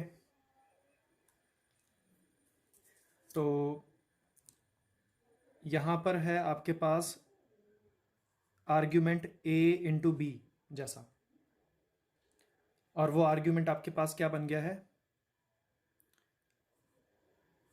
इस तरह से कुछ हो गया, और आपको बीच में एक प्लस भी दिखेगा। इस चीज़ को समझिए क्या हुआ है। आपको इस पर्टिकुलर जगह पर कहीं पर भी बेस मिसिंग दिख रहा है जहां पर भी, तो मान के चलेंगे कि वो ई है। ठीक है, इस पूरे सिचुएशन में बेस क्या है, ई है। आप इस सेकंड प्रॉपर्टी को भी जल्दी से नोटिस कर लीजिए, नोट डाउन बाद में करना। इधर आपको ऊपर वाले पार्ट में ये जो दो चीज़ें थी उनके बीच में ऑपरेशन मल्टीप्लिकेशन था, तो इसकी स्प्लिटिंग प्लस में कन्वर्ट हो गई ऐसे। और यहाँ जो ऑपरेशन डिवीजन था इसकी ये जो है नोटेशन जो है इक्वल टू के दाएं हाथ की तरफ माइनस में कन्वर्ट हो गया है। इस पर्टिकुलर पूरी लाइन में भी आपको जो बेस है वो देखने को नहीं मिलेगा। ठीक है ना, यहाँ पर लेकिन बेस नहीं है, इसका मतलब ई है। स्मृति, ये बात याद रखना, बेस नहीं लिख रहा हूँ but still we will consider e as the base. इधर भी, इधर भी, इधर भी। मैं जानबूझ के नहीं लिख रहा हूँ, ठीक है, आप लोगों को परेशान करने के लिए, आप लोगों की हैबिट डलवानी है। थर्ड प्रॉपर्टी,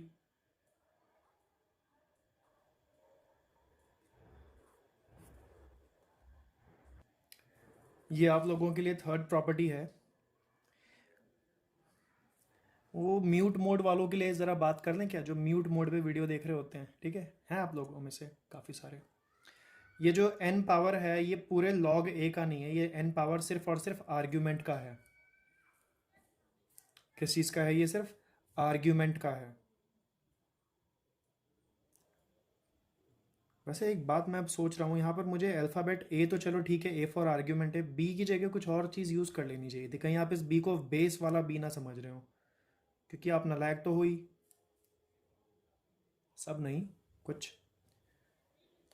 इधर भाई बेस हर जगह पर पूरे पेज पे जो है, सारे पेज पे लगभग जितनी भी प्रॉपर्टी सब जगह ई रहने वाला है। अच्छा, इधर आ जाते हैं वापस। ये जो n पावर है ये a के साथ है। अब इस बात को समझिए, अगर कभी आपको log of 7 whole to the power 2 दिखा हुआ है ऐसा, तो आप इसको इस तरीके से प्रॉपर्टी को फॉलो करते हुए ये मत लिख देना 2 log 7, ये गलत है। ये सही तब माना जाता कि सही तब माना जाता जब ये 2 जो है सिर्फ 7 के साथ, मतलब कि आर्ग्यूमेंट आर्ग्यूमेंट होता है ना, ये इसके साथ पड़ा होता, तब आप इस चीज़ को इस तरीके से लिखते 2 log 7।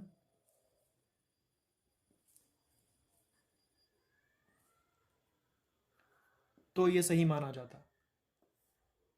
देख लो, मैं तो, मुझे पता है आप में से कौन कौन नालायक हैं जो कि इस बात का पूरा जो है यही करके दिखाएंगे। ठीक है ना, जो भैया बोलेंगे वो हम करेंगे, जो भैया नहीं बोलेंगे हम वो भी करेंगे। कुछ बच्चों की ये मेंटालिटी है आप में से। मैं फोर्थ प्रॉपर्टी लिख रहा हूँ जिसके अंदर एक बेस को अदर देन ई कुछ और ले रखा है, पी। ठीक है ना, ये जो पी है ये ऑब्वियसली इसके ऊपर कंडीशन है कि ये ज़ीरो नहीं हो सकता, नेगेटिव नहीं हो सकता और वन नहीं हो सकता। जो एक बेस की प्रॉपर्टी होती है इसको ये फॉलो करनी पड़ेंगी। बट अगर मान लीजिए कि कोई इस पर्टिकुलर चीज़ को, बेस को अपने हिसाब से चेंज करना चाहता है, तो हमें ये करना पड़ता है कि अपने को पहले तो जो एक्चुअल आर्ग्यूमेंट था उसको यहाँ पर लिखा लॉग के साथ, और इस बेस को भी क्या कर दिया, परिवर्तित कर दिया, और डंडे के नीचे इसको भी लॉग का बेस ना मान करके इसको भी लॉग का आर्ग्यूमेंट मान लिया नीचे की तरफ। ठीक है, और उसके बाद से आप यहाँ पर जो है मनचाहा बेस यूज़ कर सकते हैं, चाहे तो वो एक्स यूज़ कर लीजिए, लेकिन याद रखना दोनों जगह सेम होना चाहिए इस तरीके से। कुछ बच्चों को लगेगा सर ये तो काम बढ़ाने वाली बात है, पहले डिनोमिनेटर नहीं था, अब आपने बेस चेंज करने के चक्कर में डिनोमिनेटर वाली बातें वो कर दी और आप कह रहे हो काम आसान हो जाएगा। बेटा काम आसान हो जाता है, आप लोगों को नहीं लग रहा होगा लेकिन काम आसान हो जाता है। खुद के हिसाब से बेस को सेलेक्ट करके वहाँ पर यूज़ करना, इतनी बड़ी लिबर्टी जो है एक आसान चीज़ होती है। ठीक है, अगर आपको एक्स नाम का बेस नहीं चाहिए तो भाई कोई प्रॉब्लम नहीं है, आप यहाँ पर आप यहाँ पर ए का लॉग लिख दीजिए, और आपने तो पी का भी ये लॉग लिखा था। अगर आपको लग रहा है कि आपको 10 वाला यूज़ करना है क्योंकि 10 वाले बेस पे लॉग टेबल मार्केट में अवेलेबल है, तो आप 10 लिख लीजिए दोनों जगह। ठीक है, अगर आप चाहते हो कि नहीं हम तो ई बेस यूज़ करना चाहते हैं, तो वो क्या हिसाब जाएगा, लगा लो भाई दोनों तरफ ई।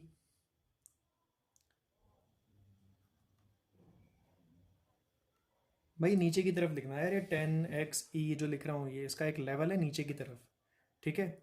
और इवन आप ये भी कर सकते हो कि इस पर्टिकुलर सिचुएशन में ई बेस पे ला करके, मतलब ये बी बीच की बातें ना करके आप इस चीज़ को यहाँ से कन्वर्ट करके सीधा वहाँ पर कर दो। या फिर आप कुछ ज़्यादा ही इंस्पायर्ड हो ई को मिस करवाने में, बिना ई के चीज़ें लिखने में, तो आप ई को एब्सेंट करवा करके रखो, ऐसे लिख दो, ठीक है। ऐसी सिचुएशन में भी मैं गलत नहीं मानूंगा, मैं यही मानूंगा कि यहाँ पर कौन सा बेस प्रेजेंट है, ई बेस प्रेजेंट है,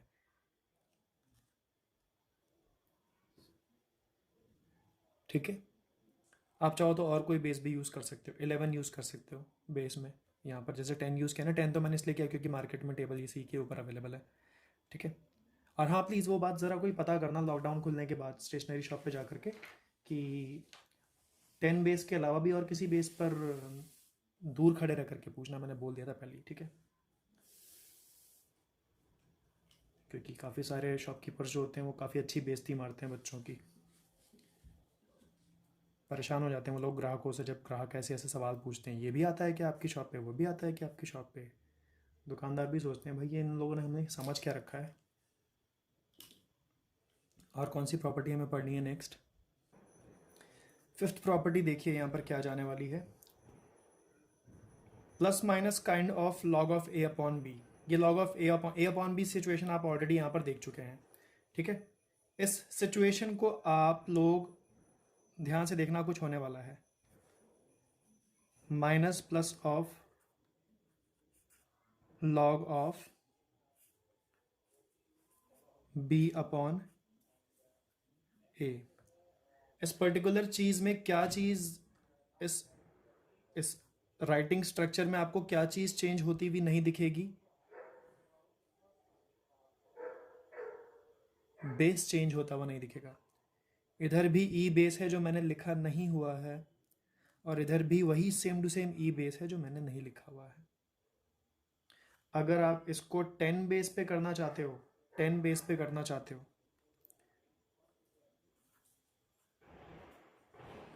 तो 10 बेस पे अगर आप करना चाहते हो इसको,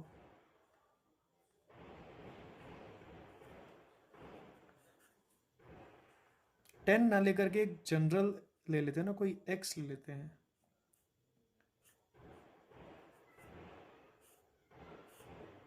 तो इस केस में जो ये चीज़ जाएगी, अगर प्लस का लॉग होगा तो वो माइनस बन जाएगा, अगर माइनस का लॉग होगा तो बदल जाएगा प्लस में।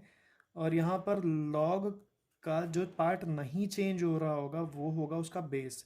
अगर पहले इक्वल टू के पहले में एक्स था तो अभी भी एक्स रहेगा।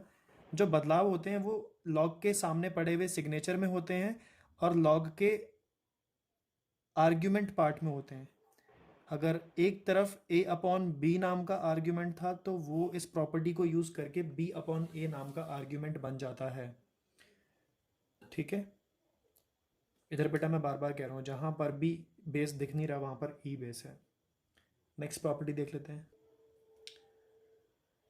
बेस पे पी, आर्ग्यूमेंट पे भी पी, या फिर बेस पे क्यू, आर्ग्यूमेंट पे भी क्यू, या फिर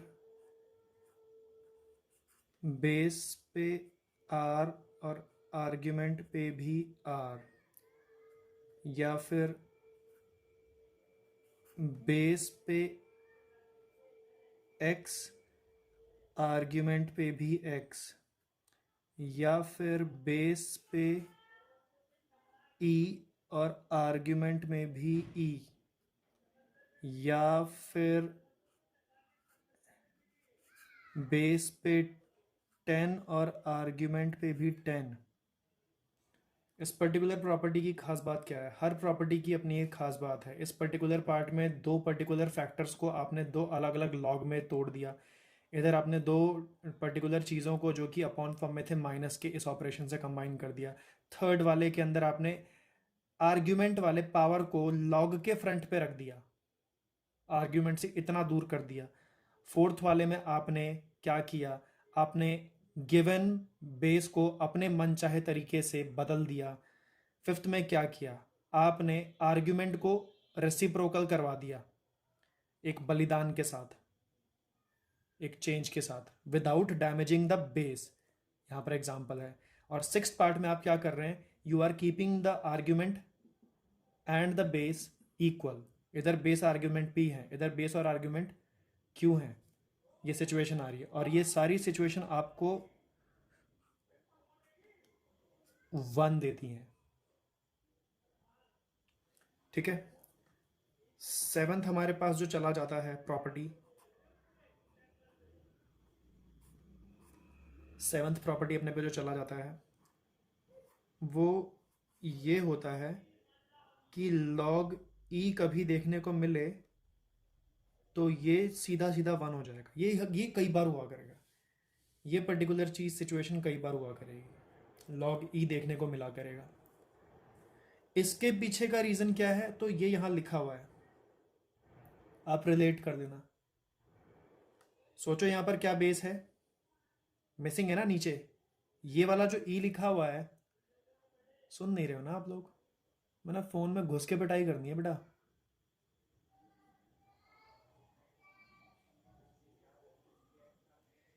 यहाँ जो ई लिखा हुआ है ये आर्ग्यूमेंट वाली जगह पर लिखा हुआ है, बेस वाली जगह पर कुछ नहीं लिखा हुआ है। तो क्या होगा वहाँ पर, आप पिक्चर करिए माइंड में कि यहाँ पर भी ई लिखा हुआ है। यही तो बताया है कि ई नाम का जो नेचुरल लॉग, ई नाम के बेस पे पाए जाने वाला नेचुरल लॉग होता है, उसमें ई को आप मिसिंग भी कर सकते हो। ये वाला ई मिस मत कर देना, ये जो ई है ये बेस वाली पोजीशन पे नहीं है, आप बेस वाले ई को मिसिंग कर सकते हैं। इधर ई है एक्चुअली, माइंड में क्रिएट करिए उसकी इमेज। तो ये जब आप इसकी इमेज माइंड में क्रिएट करेंगे तो आपको ये दोनों बातें समझने को मिलेंगी, ये और 1, ये और 1, ये वाला और 1। समझ आ रहा है क्या? ओके, इसलिए ये log e1 बनता है। ठीक है। और एक लास्ट पार्ट होता है,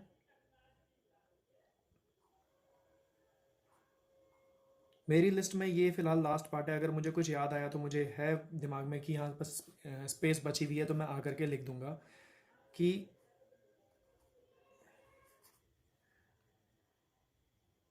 अगर आर्ग्यूमेंट की जगह 1 बैठ गया, अगर आर्ग्यूमेंट वाली जगह पर 1 बैठ गया तो चाहे वहां पर कोई सा भी हमारे पास बेस हो, चाहे वो ई हो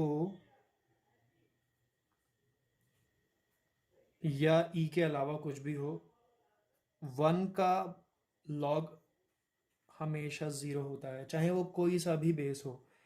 चाहे वो दिखने ना दिखने वाला बेस ई हो, चाहे वो इसके अलावा और कोई एक्स हो, 1 का लॉग 0 होता है।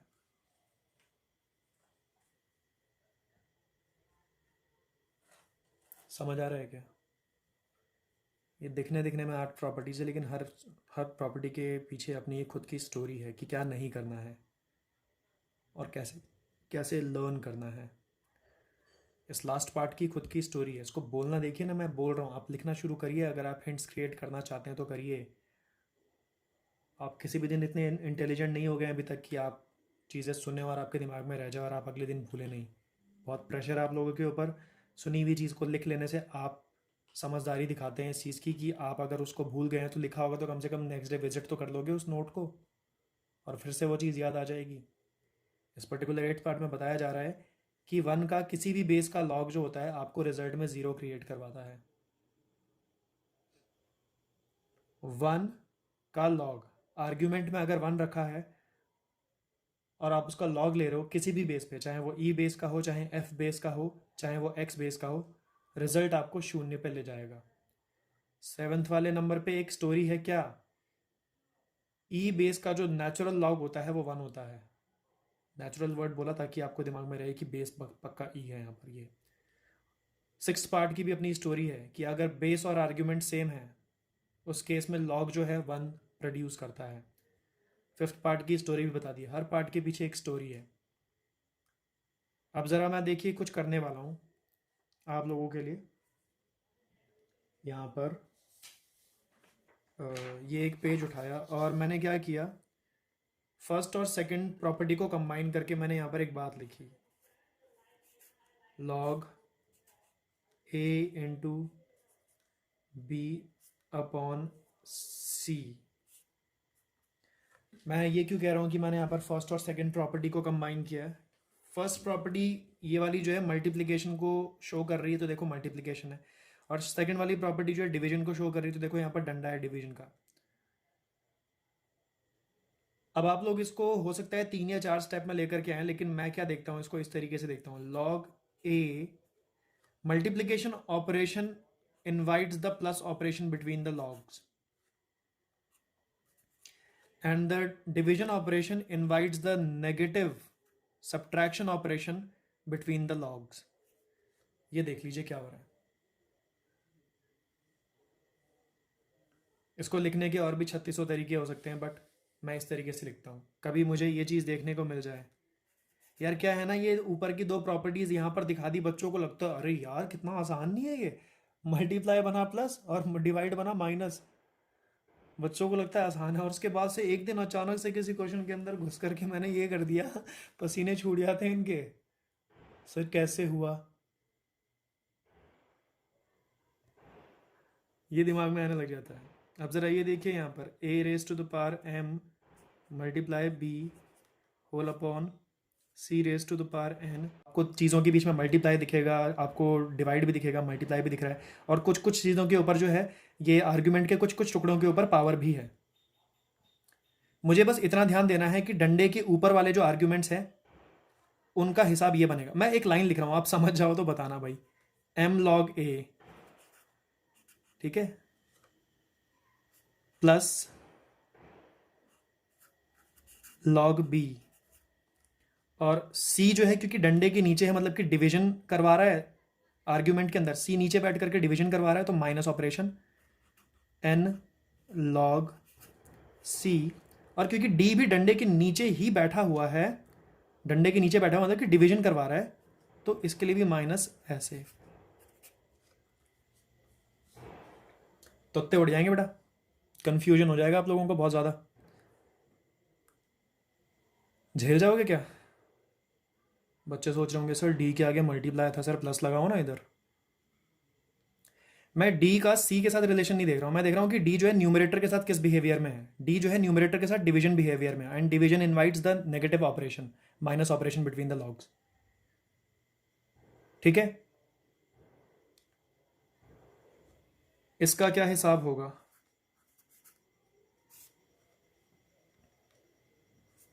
To to the power 3 multiply p to the power 4 whole upon 7 to the power 11 multiply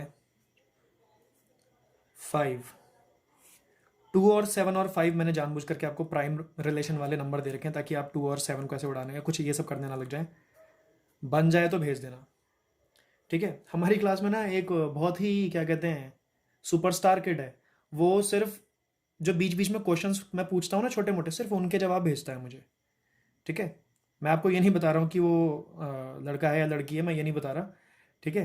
actually एक नहीं है, एक से ज़्यादा है, गिनती में आ रहे हैं 3 है, ठीक है। उनका क्या हिसाब है, नोट्स नहीं भेजेंगे लोग मुझे, ठीक है ना, इनका स्टैंडर्ड नहीं है नोट्स लिखने का। ये हम बाकी बच्चों से, हम मुझसे भी अपर स्टैंडर्ड्स रखते हैं, इनको लगता है कि नोट्स तो छोटे लोग बनाते हैं और मुझे सेंड भी नहीं करते हैं। ये सेंड पता है कब करते हैं, जब इनको चार चार ताने पड़ते हैं ना बेटा, 4 या 5 ताने पड़ते हैं, तो ये फिर अपने नोट्स सेंड करते हैं और नोट्स की बाढ़ आ जाती है फिर मेरे व्हाट्सएप पर, 70 पेजेस एक साथ।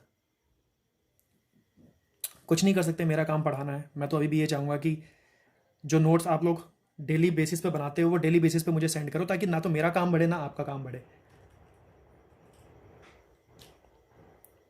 बट जितनी आसानी से मैं बोल रहा हूँ उतनी आसानी से बातें आप समझते नहीं है। इसको आप सिंप्लीफाई करके मुझे भेजना। ठीक है। और ज़रूरी नहीं है कि एक ही लाइन में आप इसको करो, अगर आप इसको ब्रेक कर करके करना चाहते हो तो भी कोई प्रॉब्लम नहीं है। ठीक है। अब कुछ काम की बात, कुछ काम की बात।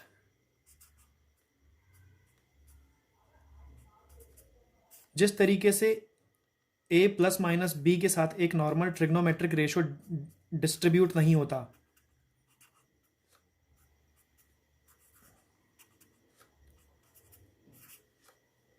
साइन का एग्जांपल इसलिए लिया क्योंकि साइन को ट्रिग्नोमेट्री में पढ़ाते समय सबसे पहले साइन मुंह से निकलता है, इसी की आदत पड़ी हुई है, मैं क्या करूं यार। जिस तरीके से नॉर्मल दो एंगल के समेशन और डिफरेंस के साथ ये पर्टिकुलर ट्रिग्नोमेट्रिक रेशो डिस्ट्रीब्यूट करना गलत माना जाता है, उसी तरीके से आर्ग्यूमेंट्स के बीच के प्लस या माइनस वाली सिचुएशन में लॉग को डिस्ट्रीब्यूट करना भी क्या माना जाता है, गलत माना जाता है। तो ये नोट्स के अंदर लिख करके कट करना है, ठीक है ना। और यहाँ पर वो डेंजर का साइन बना देना, वो हड्डी जैसी बनती है कुछ, कैसे बनती है वो हड्डी, वो आंखें होती हैं ऐसे, मुंह होता है क्या उसमें, पता नहीं, और फिर यहाँ पर ये हड्डियाँ होती हैं।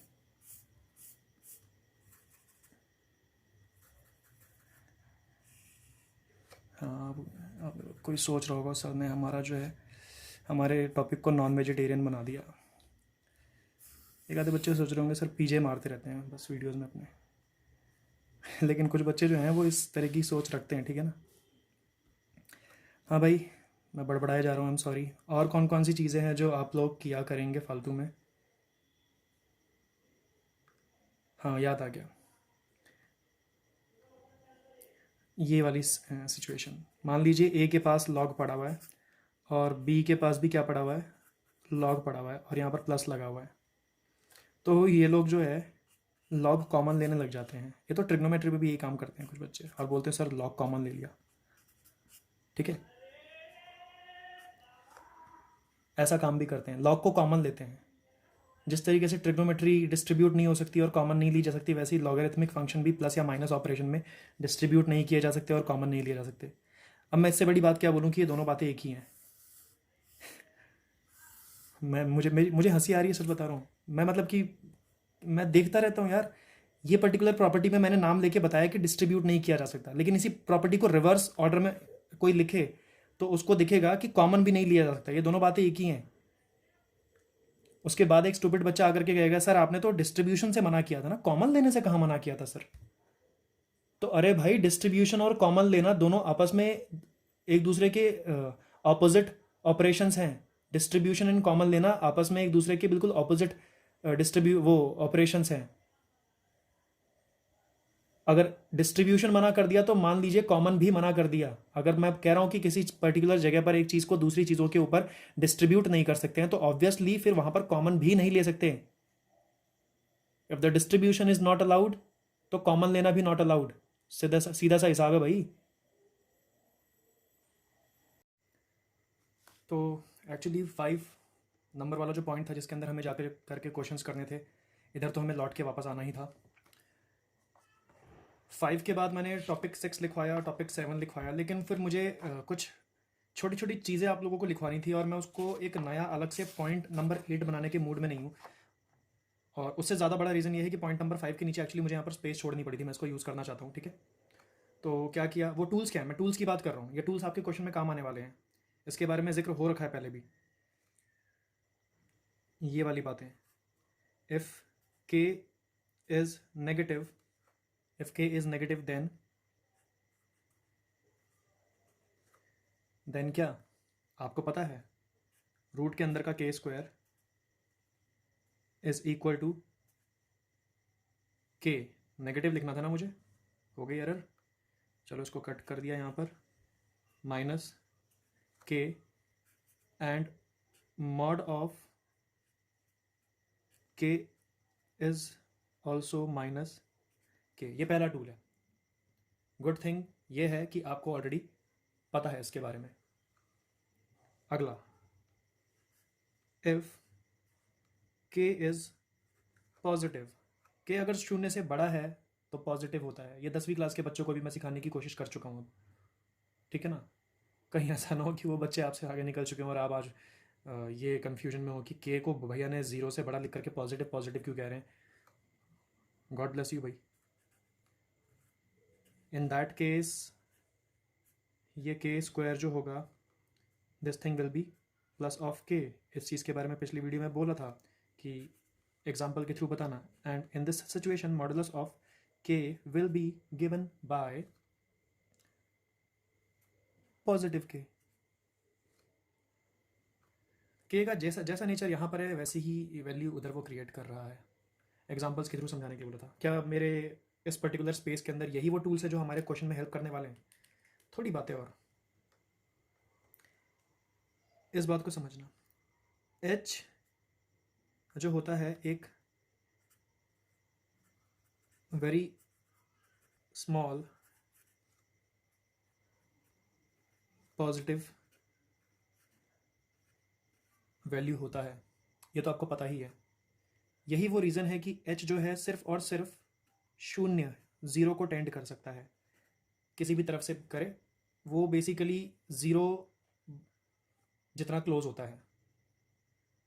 क्या इस बात का हमने कभी यूज़ किया कि वो ज़ीरो जितना क्लोज होता है? तो हम इसका क्या यूज़ करते हैं? आपने शायद नोटिस किया हो कि एक पर्टिकुलर स्टेज पर लिमिट कैलकुलेट करते करते मैं एच को शून्य पुट कर देता हूँ, ये बोल के कि सेफ़ है या नहीं। हो सकता है 11th क्लास में आपने सुना हो सेफ़ है या नहीं, आप लोगों का भी जवाब आता था पीछे से, सर सेफ़ नहीं है, सेफ़ है, रुको रुको सर सेफ़ नहीं है, लिख दो सर सेफ़ है। ये सारी बातें आपने भी की हैं। तो उस पर्टिकुलर स्टेज पे मैं एच टेंड्स टू ज़ीरो वाली बात को शून्य भर दिया करता था। तो ये मत सोचना कि सर ने जो वैल्यू बताई है कि वेरी स्मॉल पॉजिटिव वैल्यू होती है, इतनी छोटी कि शून्य भी बोल दो, और सर ने इस बात को कभी यूज़ नहीं किया। ऑब्वियसली हमने यूज़ किया है, पिछले वीडियो में भी मैंने यूज़ किया था, एक पर्टिकुलर स्टेज पे जाकर के एच को शून्य भर दिया था। ठीक है, H is a very small positive value such that it tends to zero. इसके अलावा मुझे और भी कुछ बातें बतानी थी। मॉडुलस के अंदर कभी ये एच फंसे, मॉडुलस के अंदर कभी ये एच फंसे तो क्या होगा? हमने मॉडुलस के बारे में पढ़ा है कि मॉडुलस के अंदर पड़ी हुई चीज़ अगर नेगेटिव होती है तो वो बाहर आती है, उसके साथ माइनस होता है। ये वाली लाइन, ग्रीन लाइन ऊपर लिखी हुई है कि if we have some negative value and this value is present inside the modulus function, तो वो बाहर आती है तो उसके साथ एक माइनस लगाना पड़ता है। उस हिसाब से देखना एच तो नेगेटिव नहीं है ना, एच ऊपर वाली हरी वाली लाइन को फॉलो करेगा कि नीचे वाली हरी लाइन को फॉलो करेगा? एच खुद कैसा है जो मॉडुलस के अंदर बैठा हुआ है? इज इट नेगेटिव या पॉजिटिव? जवाब यहीं लिखा हुआ है, H is a positive value. Modulus of H जो होता है ये हमेशा प्लस ऑफ एच क्रिएट करेगा आप लोगों के लिए। यहाँ कंफ्यूजन नहीं होना चाहिए, रटना है रट लो भाई। समझ आ रहा है क्या? इस पर्टिकुलर चीज़ को मैं एक और एग्जांपल से समझा सकता हूँ, लेकिन मैं उससे पहले आपके लिए ये वाली बात भी खत्म करना चाहता हूँ कि अगर कभी मॉडुलस के अंदर एच के साथ कोई माइनस भी खड़ा हो ऐसे, तो भी मीनिंग वो प्लस एच ही क्रिएट करेगा। अगर आप ये ना मॉडुलस एच वाली बात जो मैं यहाँ पर समझाने की कोशिश कर रहा हूँ, मेरी क्लास में कौन कौन से बच्चे हैं? हाँ जी, आद्या, आस्था, अदिति, अदिति बेस्ट, अपूर्वा, जया, इल्मा, श्रुति, याशिका, अंजलि, सादगी, स्मृति, कृष्णा, मयंक, प्रणव, सीनो, ईशांत, सूरज। अगर आप ये एच वाली स्टोरी को इन चीज़ों से लिंक नहीं कर पा रहे हो तो आपके लिए मैं एक दूसरा एग्जांपल क्रिएट कर देता हूँ। आप इस बात को देखना, मॉडुलस के अंदर आप क्या भर दीजिए, टू भरिए, और यही आप मॉडुलस के अंदर माइनस टू भरिए। आप देखिए इन दोनों का जवाब जो है जब ये मॉडुलस से बाहर आते हैं तो कैसा बन के आते हैं। आप इसको कैसे निकालते हो? आपने जो 10th क्लास में मेरे से सीखा है या किसी और से सीखा है, वो यही तो सीखा है कि मॉडुलस प्लस साइन की चीज़ों पे कोई फ़र्क नहीं डालते, नंबर चुपचाप बाहर आ जाता है, प्लस है अगर तो, और माइनस वाली चीज़ अगर होती है मॉडुलस के अंदर तो मॉडुलस उस माइनस को खा जाता है। इस शक्ल को देखिए, ये शक्ल आपको इस चीज़ के पीछे की स्टोरी डिपेक्ट बता सकती है। लिंक कर पाओगे क्या? अगर कभी ऐसा लिखा हो आपके सामने कि मॉडुलस के अंदर 5 है, तो वो चीज़ मॉडुलस के बाहर आ जाएगी 5 बन के। आप कहोगे कि सर मॉडुलस के अंदर जो 5 था वो तो पहले से ही पॉजिटिव था, तो मॉडुलस को तो कुछ करने की ज़रूरत ही नहीं पड़ी। आपकी भाषा ये हो सकती है, एक कॉमन लैंग्वेज में समझाने के लिए। हम लोग कॉमन लैंग्वेज भी यूज़ करते हैं कई बार चीज़ों के डिस्क्रिप्शन में, बच्चों को, लोगों को समझ में आ जाती है कॉमन लैंग्वेज। ठीक है ना? अगर यही चीज़ मैंने माइनस करके ऐसे 5 रखी होती मॉडुलस के अंदर, तो आप कहते कि सर मॉडुलस जो है ना इस माइनस को गायब कर देगा, क्योंकि ये मॉडुलस का काम होता है माइनस को देखते ही गायब कर देना, और जो रिजल्ट बन के आएगा मॉडुलस का भी ये 5 ही होगा। ये वाली लाइन भी मैंने इस पर्टिकुलर पार्ट के सपोर्ट के लिए दे रखी है यहाँ पर। समझ आ रहा है क्या? लिंक कर पाओगे ना?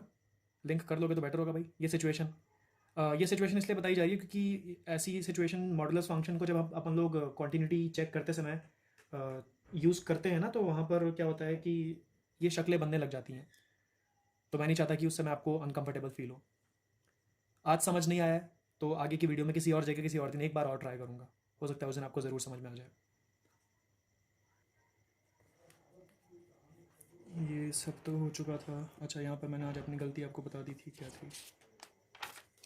ये ग्राफ के बारे में भी हो गया था। इधर मैंने मयंक का एग्जांपल दिया था कि पेन ख़राब नहीं होना चाहिए, तो वो वाली बात ठीक है। कॉन्टीन्यूस और डिसकॉन्टीन्यूस का जित जित 3-4 नोट्स चेक करें, उन बच्चों ने बहुत अच्छा इंग्लिश में लिखा हुआ था। ठीक है। The if we can draw the graph of the given function for a defined domain, and if we do not need to lift the pen from the sheet, then the function is set to be continuous. और हाँ, अंजलि आपसे बात हो रही है। अंजलि, आपके notes में ही था क्या वो डिसकॉन्टीन्यूअस?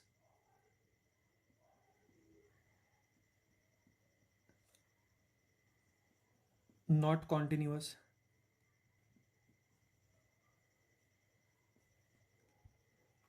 शायद आप ही ने पूछा था। बेटा ये दोनों बातें बराबर हैं, आप डिसकॉन्टीन्यूअस लिख लो या फिर नॉट कॉन्टीन्यूअस लिख लो, मुझे कोई भी ज़रा सी भी प्रॉब्लम नहीं है।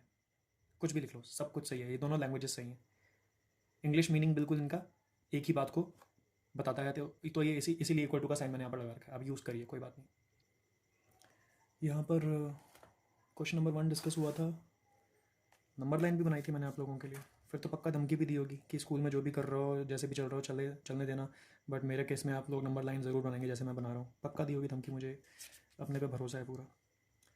अंजलि के लिए यहाँ पर ये कि आप लिख सकते हैं the function f x is discontinuous की जगह आप लिख सकते हो Anjali function f x is not continuous at x equal to 0। ठीक है। यहाँ पर मैंने वो तीसरी वाली बात कैलकुलेट नहीं की थी, उसका रीज़न बता ही दिया था कि जब दो बातें यहाँ पर सेम नहीं आ रही तो तीसरी बात कोई करके क्या उखाड़ लेगा। ऐसा डायलॉग मारा होगा पक्का मैंने।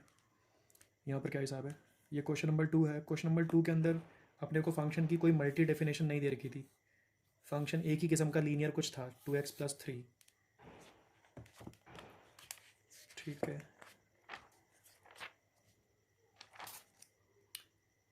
ये क्या क्या लिखा है, try to explain it to me using some number. अच्छा, इल्मा के नोट्स में तो पढ़ा हुआ मिला था मुझे। ये रूट वाला तो उन्होंने समझा दिया था, मॉड वाला देखूंगा ठीक से बताया था कि नहीं, फिर से देखना पड़ेगा। Try to explain it to me using some number. Okay, ये मैंने आज करवा दिया वीडियो की शुरुआत में ही। क्वेश्चन नंबर 3 के अंदर यहाँ पर बड़ी हौच पौच हो गई थी, तो मुझे गिल्ट फील हुआ था, तो मैंने लेफ्ट हैंड साइड को इस पर्टिकुलर विंडो में यहाँ पर दोबारा बताने का ट्राई किया था। बट उसके बाद भी एक बच्चे का मैसेज आया कि सर क्वेश्चन नंबर 3 सर के ऊपर से निकल गया, पूरा का पूरा सर के ऊपर से निकल गया। ये 2 माइनस वाली बात उस बच्चे को समझ नहीं आई, तो मुझे बहुत अच्छा लगा उस बच्चे ने मुझे बता दिया। मैंने उनसे पूछा कि वीडियो को 2 बार देख लेते, तो उन्होंने कहा नहीं सर समझ ही नहीं आ रहा है वो, क्योंकि दोनों बार देखने में लैंग्वेज तो एक ही यूज़ कर रहे हो ना, मुझे कुछ दूसरी लैंग्वेज चाहिए, ये बच्चे ने कहा। तो ठीक है, मैं एक काम करता हूँ कि वो क्वेश्चन नंबर 3 को आज बताऊँगा, बट फिर वही है, टेक्निक थोड़ी सी चेंज कर रहा हूँ, थोड़ा सा, ज़्यादा नहीं।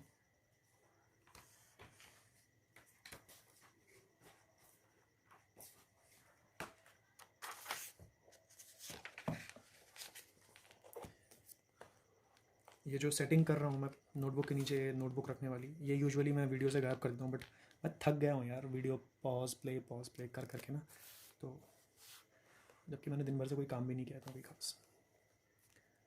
आप लोगों का असर हो रहा है मेरे पे। क्वेश्चन नंबर 3, हाँ गुस्सा मत करो मेरे पे आप। फंक्शन की एक ही डेफिनेशन है। करना क्या है, पहले तो फंक्शन को कॉपी पेस्ट किया, f x is equal to mod of x, and we have to check the continuity at x equal to, हाँ भाई कौन से x पे चेक करना है, x इक्वल टू 0 पे चेक करना है। x इक्वल टू 0 सबसे ज़्यादा फेवरेट पॉइंट है इनके आर डी शर्मा या एन सी आर टी वालों के किसी भी फंक्शन के डोमेन में। x इक्वल टू 0 को सबसे ज़्यादा बार ये लोग पूछते हैं। 1 या 2 या 3 के तो आसपास ये लोग जाते ही नहीं है, बहुत कम जाते हैं। चलो यार जैसा बोलेंगे वैसे हम कर देते हैं। तो कंटिन्यूटी चेक करना है तो अपने को 3 चीज़ों के ऊपर काम करना पड़ेगा, और ये जो x इक्वल टू 0 है स्मृति को पता होना चाहिए ये डोमेन के अंदर का ही होगा, बाहर का तो हो ही नहीं सकता। कॉन्टिन्यूटी वाले पार्ट को चेक करने के लिए वो हमेशा उनके डोमेन के अंदर का ही कुछ ना कुछ वैल्यू देंगे। तो मैंने क्या किया भाई, लेफ्ट हैंड लिमिट कैलकुलेट करने गए पहले अपन लोग। लेफ्ट हैंड लिमिट आप लोगों ने कर दिया, limit x tends to 0 minus, और 0 माइनस का मतलब 0 से लेफ़्ट की तरफ माइनस करके अपने आप को लेके जाना, फंक्शन को अपने कंधे पर लेके बिठा करके लेके जाना। तो ये नोटेशन वाइज चला गया, लिमिट h जो कि हमेशा ही 0 को टेंड करेगा और कहीं करता ही नहीं है। h का जो रिश्ता है वो 0 के साथ है, 0 का करीबी रिश्तेदार है वो। और उसके बाद हो जाता है f ऑफ, क्योंकि आप 0 से शिफ्ट होकर के लेफ्ट साइड जा रहे हो तो आपको ऑपरेशन माइनस ही काम आएगा। लेफ्ट हैंड लिमिट जाते समय माइनस ऑपरेशन हमेशा काम आता है। अगला काम आपने क्या किया, आपने इस मॉडुलस लैंग्वेज की उसको कुछ भी ब्रेक नहीं किया फालतू का। मेरे ख्याल से पिछली बार मैंने ब्रेक करके बताया था, हो सकता है यही बात उस बच्चे को कंफ्यूज कर गई हो, तो नहीं करते आज फिर मॉडुलस को ऐसे ही पड़े रहने देते हैं। अपूर्वा, क्या आपने इस पर्टिकुलर टाइम पे वीडियो को आगे भगा दिया है ये सोच के कि मुझे तो ये क्वेश्चन आता है ऑलरेडी, गलती से भी मत कर देना।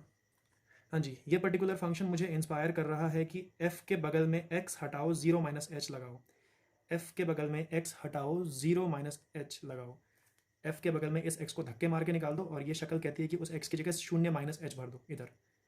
तो मैंने ये वाली बात को यहाँ पर इस तरीके से लिखा, 0 माइनस एच इस वे में। और ये कैसे चला गया, 0 को लिखना कोई फ़ायदा तो दे नहीं रहा है, तो आपने क्या करिए 0 को हटा दिया और सिर्फ माइनस एच कर दिया इस तरीके से। और आज ही मैंने अभी थोड़ी देर पहले बताया था वो कि माइनस ऑफ एच मॉड के अंदर पाया जाए तो उसको एच लिख देना। ठीक है, ये हो गया लिमिट एच टेंड्स टू 0। और अब वो स्टेज है जब आप एच को शून्य भरोगे, और एच को जिस स्टेज पे आप शून्य भरना शुरू करते हैं वहाँ पर ये लिमिट एच टेंड्स टू 0 वाली स्टोरी भी तुरंत रुक जाती है, लिखना बंद कर, ये लिमिट वाली बात जो तब से लिखे चले जा रहे थे। ठीक है, तो ये आपके पास लेफ्ट हैंड लिमिट आ गया। मैं उम्मीद करता हूँ कि उस बच्चे को आज समझ आ गया हो। राइट हैंड लिमिट, हाँ जी श्रुति, क्या आपने भी इस वीडियो को आगे भगा दिया ये सोच करके कि मुझे तो पिछली वीडियो में ही समझ में आ गया था। राइट हैंड लिमिट हमेशा प्लस ऑपरेशन से अकम्पनी किया जाता है, जिसमें आप क्या करते हैं, इंडिकेटेड पॉइंट के दाईं तरफ अपने फंक्शन को कंधे पे रख करके लेके जाते हैं। ठीक है, एच की मदद ली आपने, एच शून्य का करीबी, इसीलिए उसी की तरफ भागता है हमेशा। आप कहाँ गए हैं, एच तो शून्य की तरफ जा रहा है, आप कहाँ जा रहे हैं, आप तो शून्य से, आप तो 0 इंडिकेटेड पॉइंट 0 के दाईं तरफ जा रहे हैं ना। एच जहाँ जाए वहाँ जाए, आपका मूवमेंट जो है वो 0 के राइट साइड में प्लस ऑपरेशन के थ्रू। अब ये चीज़ हमें बताती है कि फंक्शन एफ नाम के फंक्शन में x हटाओ 0 प्लस एच लगाओ, यहाँ लिखा हुआ है एफ नाम के फंक्शन में x हटाओ 0 प्लस एच लगाओ। तो ये नोटेशन आपके पास चला गया, लिमिट h टेंड्स टू 0, और मॉडुलस के अंदर आपके पास यहाँ पर आ गया, मॉडुलस के अंदर ये जो x था उस x को धक्के मार के हटाया और 0 प्लस एच को बुलाया, और 0 प्लस एच में आपने जो है ये वाला शून्य लिखने का काम बंद कर दिया क्योंकि आपको यूज़लेस लग रहा था। तो आपके पास सिर्फ और सिर्फ पॉजिटिव एच बचा, और पॉजिटिव एच भी मॉडुलस के अंदर से बाहर निकल के आता है, तो इसी तरीके से आता है। जब तक सिस्टम में एच दिखता है तब तक सिस्टम में लिमिट एच टेंड्स टू 0 वाली स्टेटमेंट दिखती है।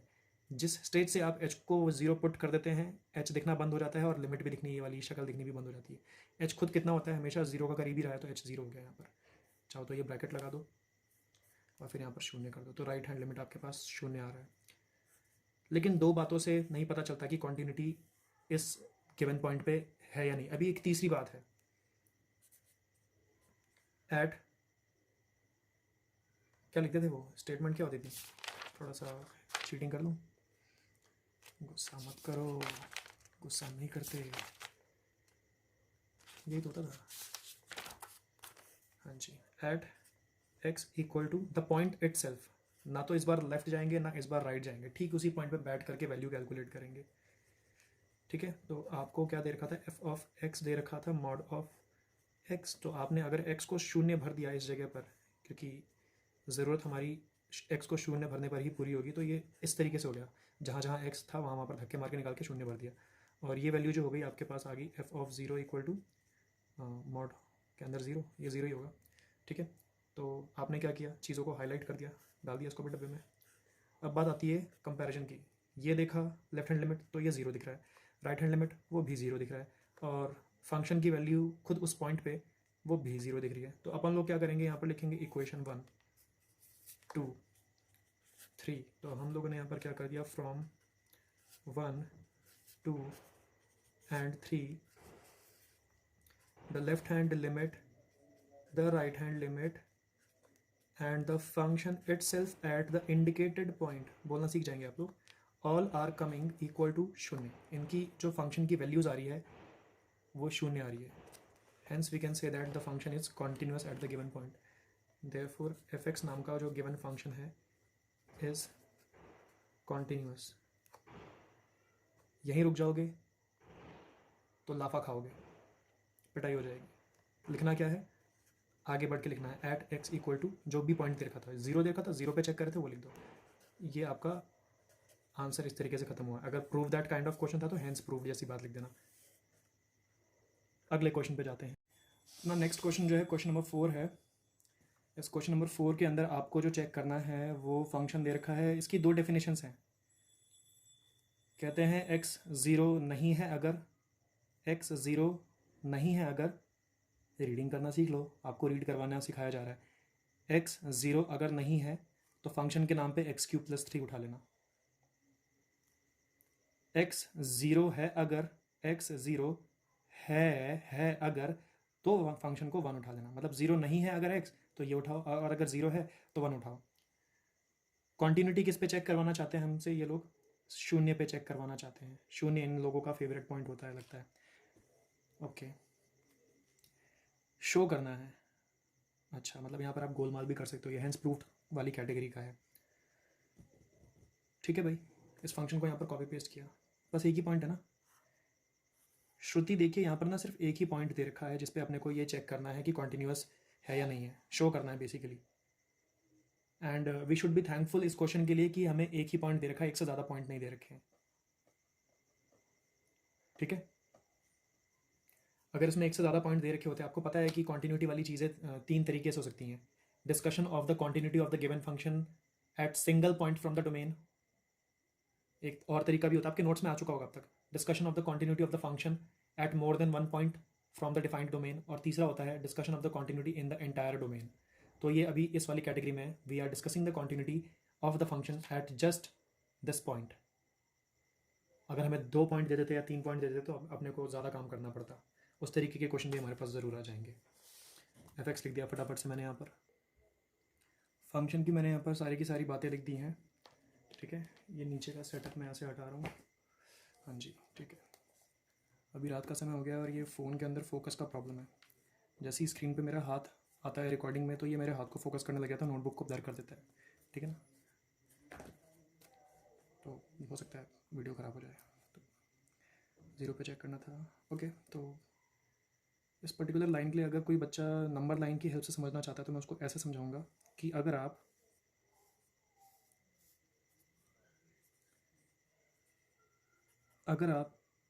ये होता है नंबर लाइन पे 0 होता है, कहते हैं कि अगर आप 0 पे नहीं है, ये वाली पहली वाली बात बता रहा हूँ, 0 पे नहीं है मतलब कि 0 को मैंने ओपन बबल कर दिया because I am not taking 0, है ही नहीं भैया एक्स 0, तो मैं बता रहा हूँ ये नहीं लेना। बाकी आप दाईं तरफ जाओ, 0.1 उठाओ, 0.2 उठाओ, 0.3 उठाओ, 0.4 उठाओ, 1 उठाओ, 2 उठाओ, 2.5 उठाओ, 2.7 उठाओ, कोई सा भी पॉजिटिव एक्स उठाओ, इवन कोई सा भी नेगेटिव एक्स उठाओ।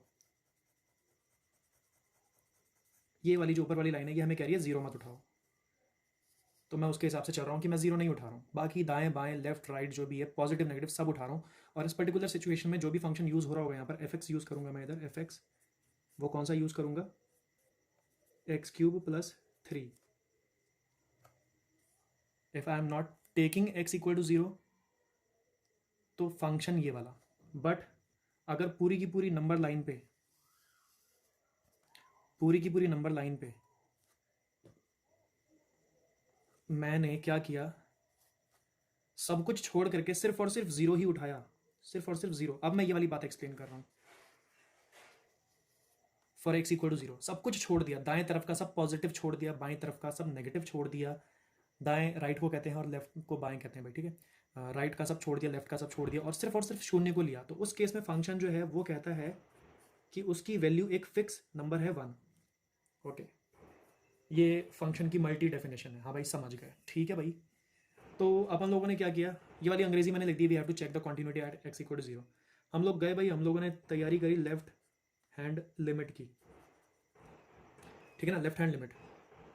तो लेफ्ट हैंड लिमिट को, यार राइटिंग स्ट्रक्चर में कुछ और था क्या,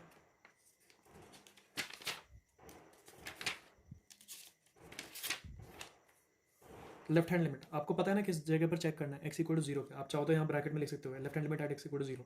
आपने क्या किया भाई, आपने अपने कंधे पर फंक्शन को बिठाया और निकल पड़े आप लोग लेफ्ट हैंड लिमिट कैलकुलेट करने के लिए। ये वाली लाइन लिखी आपने, श्रुति सादगी, आप मेरी वीडियोस देख रहे हैं अभी भी क्या, बताना मुझे, ठीक है, नोट्स भेज करके बता देना। X tending to left hand side जाते हैं, तो आप 0 के लेफ्ट में जा रहे हो तो माइनस ऑपरेशन आपकी मदद करेगा। आपके कंधे पर आपने अपने अपना फंक्शन बिठा रखा है। फंक्शन कौन सा बिठाया होगा लेकिन आपने, आप जब लेफ्ट हैंड लिमिट निकल रहे हो, आप शून्य से तो खसक चुके होंगे ऑब्वियसली, ये शून्य है, इस शून्य से आप खसक चुके हो, that means you are not on 0। If you have moved for the left hand limit, अगर आपने अपनी लेफ्ट हैंड लिमिट की जर्नी शुरू कर दी, that means you are not on 0 right now. You have already moved a distance of h units, h छोटा h, you have already stepped into the negative zone of this number line। शून्य से दूर गए हो, बहुत ही minutely दूर गए हो, बट ये कहा जाएगा कि अब आप शून्य पे तो नहीं रहे, because you have move, you have moved, मैं हैव कह रहा हूँ सॉरी। शून्य से आप लेफ्ट हैंड लिमिट जब जर्नी करने निकले, तो आप अब इस शून्य पे नहीं हो, आप मान लीजिए यहाँ पर -1 लिखा होगा, तो आप थोड़ा सा पीछे आ चुके हो, मान लीजिए आप इधर आ चुके हो।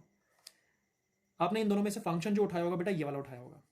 ये नीचे वाला क्यों नहीं उठाया होगा, क्योंकि नीचे वाला तो तब उठाओगे ना, नीचे वाला तभी उठाना भाई जब आप ठीक 0 पे होंगे। क्वेश्चन कह रहा है, मैं कुछ नहीं कह रहा।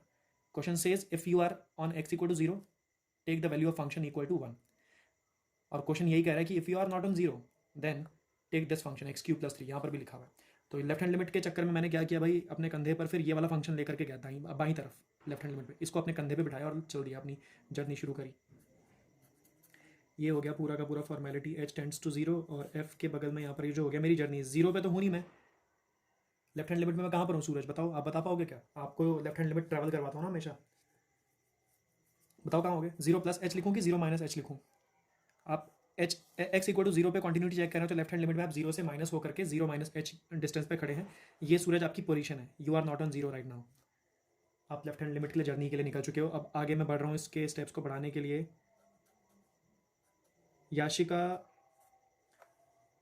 फंक्शन कौन सा लेना है, तो साफ साफ कह रहा हूँ, just because you have moved away from the 0, आप इस नेगेटिव विंडो के 0 के थोड़ा सा लेफ्ट आकर के खड़े हो चुके हैं, तो आपको ये वाला फंक्शन लेना है। ये वाला फंक्शन इसलिए लेना है क्योंकि जब जब आप 0 नहीं लोगे, whenever you are away from 0 you have to take this function. Question की डिमांड है ऐसी। करना क्या है, इस x³ + 3 में धक्के मार करके x की जगह, पहले तो ये सारी चीज़ें कर दी मैंने ऐसे, धक्के मार करके इस x की जगह क्या कर दिया आपने, ये 0 - h बिठा दिया। आप देख लो ना फंक्शन के बगल में जो चीज़ रखी हुई है, ये कहाँ किसकी जगह बैठी हुई है, x की जगह बैठी हुई है, 0 - h भर दिया। अब मेरे ख्याल से अब कुछ नलायक जो होंगे 0 - h पे a - b की आइडेंटिटी लगाने में निकल जाएंगे। नलायकों, अपना काम आसान रखना, शून्य को शो करना बंद कर दो, मैं तो कह रहा हूँ। ये हो जाएगा -h होल क्यूब + 3, और मुझे तो इसी स्टेज पे दिख रहा है कि h को शून्य डाल दो, कोई टेंशन वाली बात नहीं है। लेकिन अगर आपका मन कर रहा है कि नहीं सर, आप इस माइनस और h को दोनों को इनका क्यूब खिलाओ और हमें दिखाओ कैसे कैसे हो जाएंगे ये, तो भाई ठीक है, मैं h की वैल्यू नहीं डाल रहा। माइनस को क्यूब मिलने पर माइनस गायब नहीं होता, बना रहता है, और h को क्यूब मिलने पर h ऐसा दिखता है, h³। माइनस ने भी अपना क्यूब ले लिया है, ठीक है, माइनस का क्यूब नेगेटिव ही होता है, +3। अब मत रोकना मुझे, अब मैं h को शून्य भरने जा रहा हूँ। जिस स्टेज पे h को शून्य भरते हैं उस स्टेज पे h दिखना बंद हो जाता है, और उस स्टेज पे ये लिमिट दिखनी बंद हो जाती है। तो ओवरऑल आंसर जो है 3 मिल रहा है सिर्फ। So this is the left hand limit. ज़रा अब क्या करते हैं, इल्मा, अब आपका नंबर है, आपको राइट हैंड लिमिट कैलकुलेट करना है। पॉइंट का डिस्क्रिप्शन क्वेश्चन में था, 0 के अराउंड हम लोग सारी चर्चा कर रहे हैं। इल्मा, आपको भी मैं ये बात बता देना चाह रहा हूँ कि जब आप राइट हैंड साइड मूव कर चुके होंगे तो आप शून्य पर नहीं खड़े होंगे, क्योंकि आप मूव कर चुके हो, आप हट चुके हो 0 से, ठीक है। ये सारा का सारा स्टोरी जो है मैंने यहाँ पर लिख दिया इस तरीके से, ठीक है, f of 0 + h। इल्मा जो है वो 0 पे नहीं है, वो राइट साइड मूव कर चुकी है। कितना मूव कर चुकी है राइट साइड में? बहुत ज़्यादा ही छोटी सी डिस्टेंस। उनकी न्यू पोजीशन है 0+h, x equal to 0+h। सिर्फ 0+h नहीं, उनकी न्यू पोजीशन है x इक्वल टू 0+h। ठीक है, उस पोजीशन से भी उनको 0 दिख रहा होगा, क्यों? क्योंकि वो ज़रा सी तो खसकी है 0 से। ठीक है ना? तो अगला स्टेप हो जाएगा हमारे पास यहाँ पर। अपूर्वा, क्या आपने वीडियो आगे भगा दिया है? याशिका, क्या आपने वीडियो आगे भगा दिया है? हाँ जी, क्योंकि मैं 0 पर नहीं खड़ा हूँ। Since I am not on 0, we will take this function, I will take this function, you will take this function, सबके सब। ये भी नंबर लाइन पे भी यहाँ पर सारी बात बता रखी है। तो ठीक है भाई, उठा लिया। याद रखना, यहाँ के x को हटा करके उसकी जगह ये भरना है भाई, ये 0+h। x को धक्के मार के निकाल दो और उसकी जगह भर दो x की ये आपकी नई पोजीशन 0+h वाली न्यू पोजीशन। उसके बाद से limit h tends to 0+h का whole cube, that means h का क्यूब +3। बेटा मैं देख रहा हूँ h को 0 डाल देना यहाँ पर, मैं तो डाल रहा हूँ यहाँ पर वैल्यू 0, तो ये हो जाएगा 0³ +3। h दिखना बंद, लिमिट वाली बात दिखना बंद। तो आपके पास राइट हैंड लिमिट की वैल्यू जो कैलकुलेशन के बाद आई है, right hand limit is equal to आया है 3। लेकिन अभी जो है एक बात और बाकी है, जिसमें अपन लोग ना तो सूरज की हेल्प लेंगे ना इल्मा की हेल्प लेंगे। सूरज को लेफ्ट भेजते थे, इल्मा को राइट भेजते थे। अब जो सिचुएशन है वो एग्जैक्टली गिवन पॉइंट के ऊपर खड़े रह करके कैलकुलेशन होगा। ना बाएं जाएंगे ना दाएं जाएंगे, ठीक उसी पॉइंट पे टिक जाएंगे। ये पॉइंट उन्होंने दिया हुआ, उस पॉइंट पर मेरी मनमानी नहीं चल रही किसी पॉइंट पे यहाँ पर।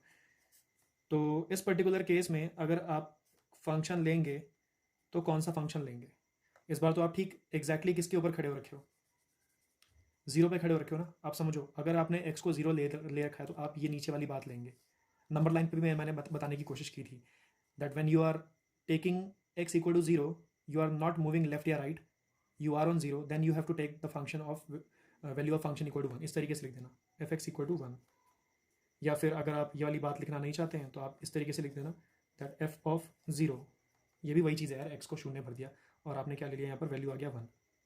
यार ऊपर वाला ज़्यादा सही था। चलो दोनों को मिक्स कर देते हैं, दोनों बातों को मिक्स कर दिया। ठीक है, नीचे की स्क्रीन पे आया मैं ऐसे, और उसके बाद से हम लोगों ने मैजिकल लाइंस लिखी, इसको भी बॉक्स कर दिया। दिस इज़ पहली बात, दिस इज़ दूसरी बात, एंड दिस इज़ तीसरी बात। वी कैन से फ्रॉम पहली बात, दूसरी बात एंड तीसरी बात that the left hand limit is equal to the equal है, एक सेकेंड या नहीं, 3 तीनों बातें इक्वल नहीं है ना। मैं ये लाइन लिखूंगा तो आप क्या कहोगे, मुझे मारने आओगे क्या? ये वाली बात सही है क्या? इस स्टेटमेंट में बताया जा रहा है कि लेफ्ट हैंड लिमिट और राइट हैंड लिमिट तो आपस में सेम है, लेकिन ये दोनों सिस्टम f(x) इक्वल टू 0 वाली बात के साथ बराबरी नहीं कर पाए। समझ जाओगे क्या? समझ जाओगे क्या कि लेफ्ट हैंड लिमिट और राइट हैंड लिमिट की बराबरी है आपस में, and these two things are equal to 3, but this complete system is not equal to this thing, क्योंकि f(x) इक्वल टू 0 की वैल्यू कितनी है यहाँ पर? 1 आया है यहाँ पर। यार ये तो कॉन्टिन्यूस नहीं है, हमें प्रूफ क्या करना था? अपने को क्या प्रूफ करना था? ओहो, बच गए। अपने को भी तो यही प्रूफ करना था। एक बारी को मुझे कुछ लगा कि हमसे कुछ गड़बड़ हो गई है। हाँ तो ठीक है, नॉट कॉन्टिन्यूस बोल देंगे। Left hand limit right hand limit की वैल्यू कुछ अलग है और फंक्शन की खुद की वैल्यू जो है अलग है। इसका मतलब क्या हुआ कि फंक्शन की जो है इज, अंजलि वाली लैंग्वेज में लिख दें क्या, नॉट कॉन्टिन्यूस या डिसकॉन्टिन्यूस जैसा भी है, एट x इक्वल टू 0। तो फिर आस्था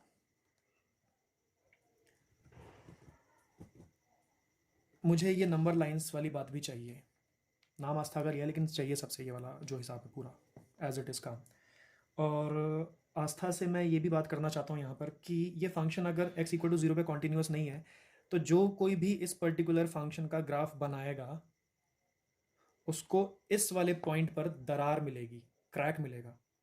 या चलो दूसरी भाषा, मयंक जी आपसे कर लेते हैं, मान लीजिए मयंक जी आप अपना पेन लेकर के जाते हैं, अच्छे वाला चलने वाला पेन, तो उस केस में आप जब ग्राफ बना रहे होंगे तो इस पर्टिकुलर पॉइंट पे आपको अपने पेन को लिफ्ट करना पड़ जाएगा, पेपर से उठाना पड़ जाएगा। आप ग्राफ का एक हिस्सा बनाओगे और फिर जैसे ही इस पॉइंट पर पहुंचोगे ग्राफ बनाते बनाते, वैसे ही आपको अपना पेन उठाना पड़ेगा और फिर दोबारा पेपर पे टिकाना पड़ेगा दूसरे हिस्से को बनाने के लिए। तो पेन उठाना पड़ गया, दैट मीन्स डिसकॉन्टिन्यूअस। हमें ग्राफ बना के नहीं दिखाना, डोंट वरी, थ्योरी इसीलिए बनाई जाती है कि ग्राफ से बच जाए। ठीक है, वो तो रिलेट कर रहा हूँ मैं बस बोल करके। तो यहीं पर क्लोज कर रहा हूँ मैं अभी इस पर्टिकुलर वीडियो को। जल्दी मिलूंगा आपसे।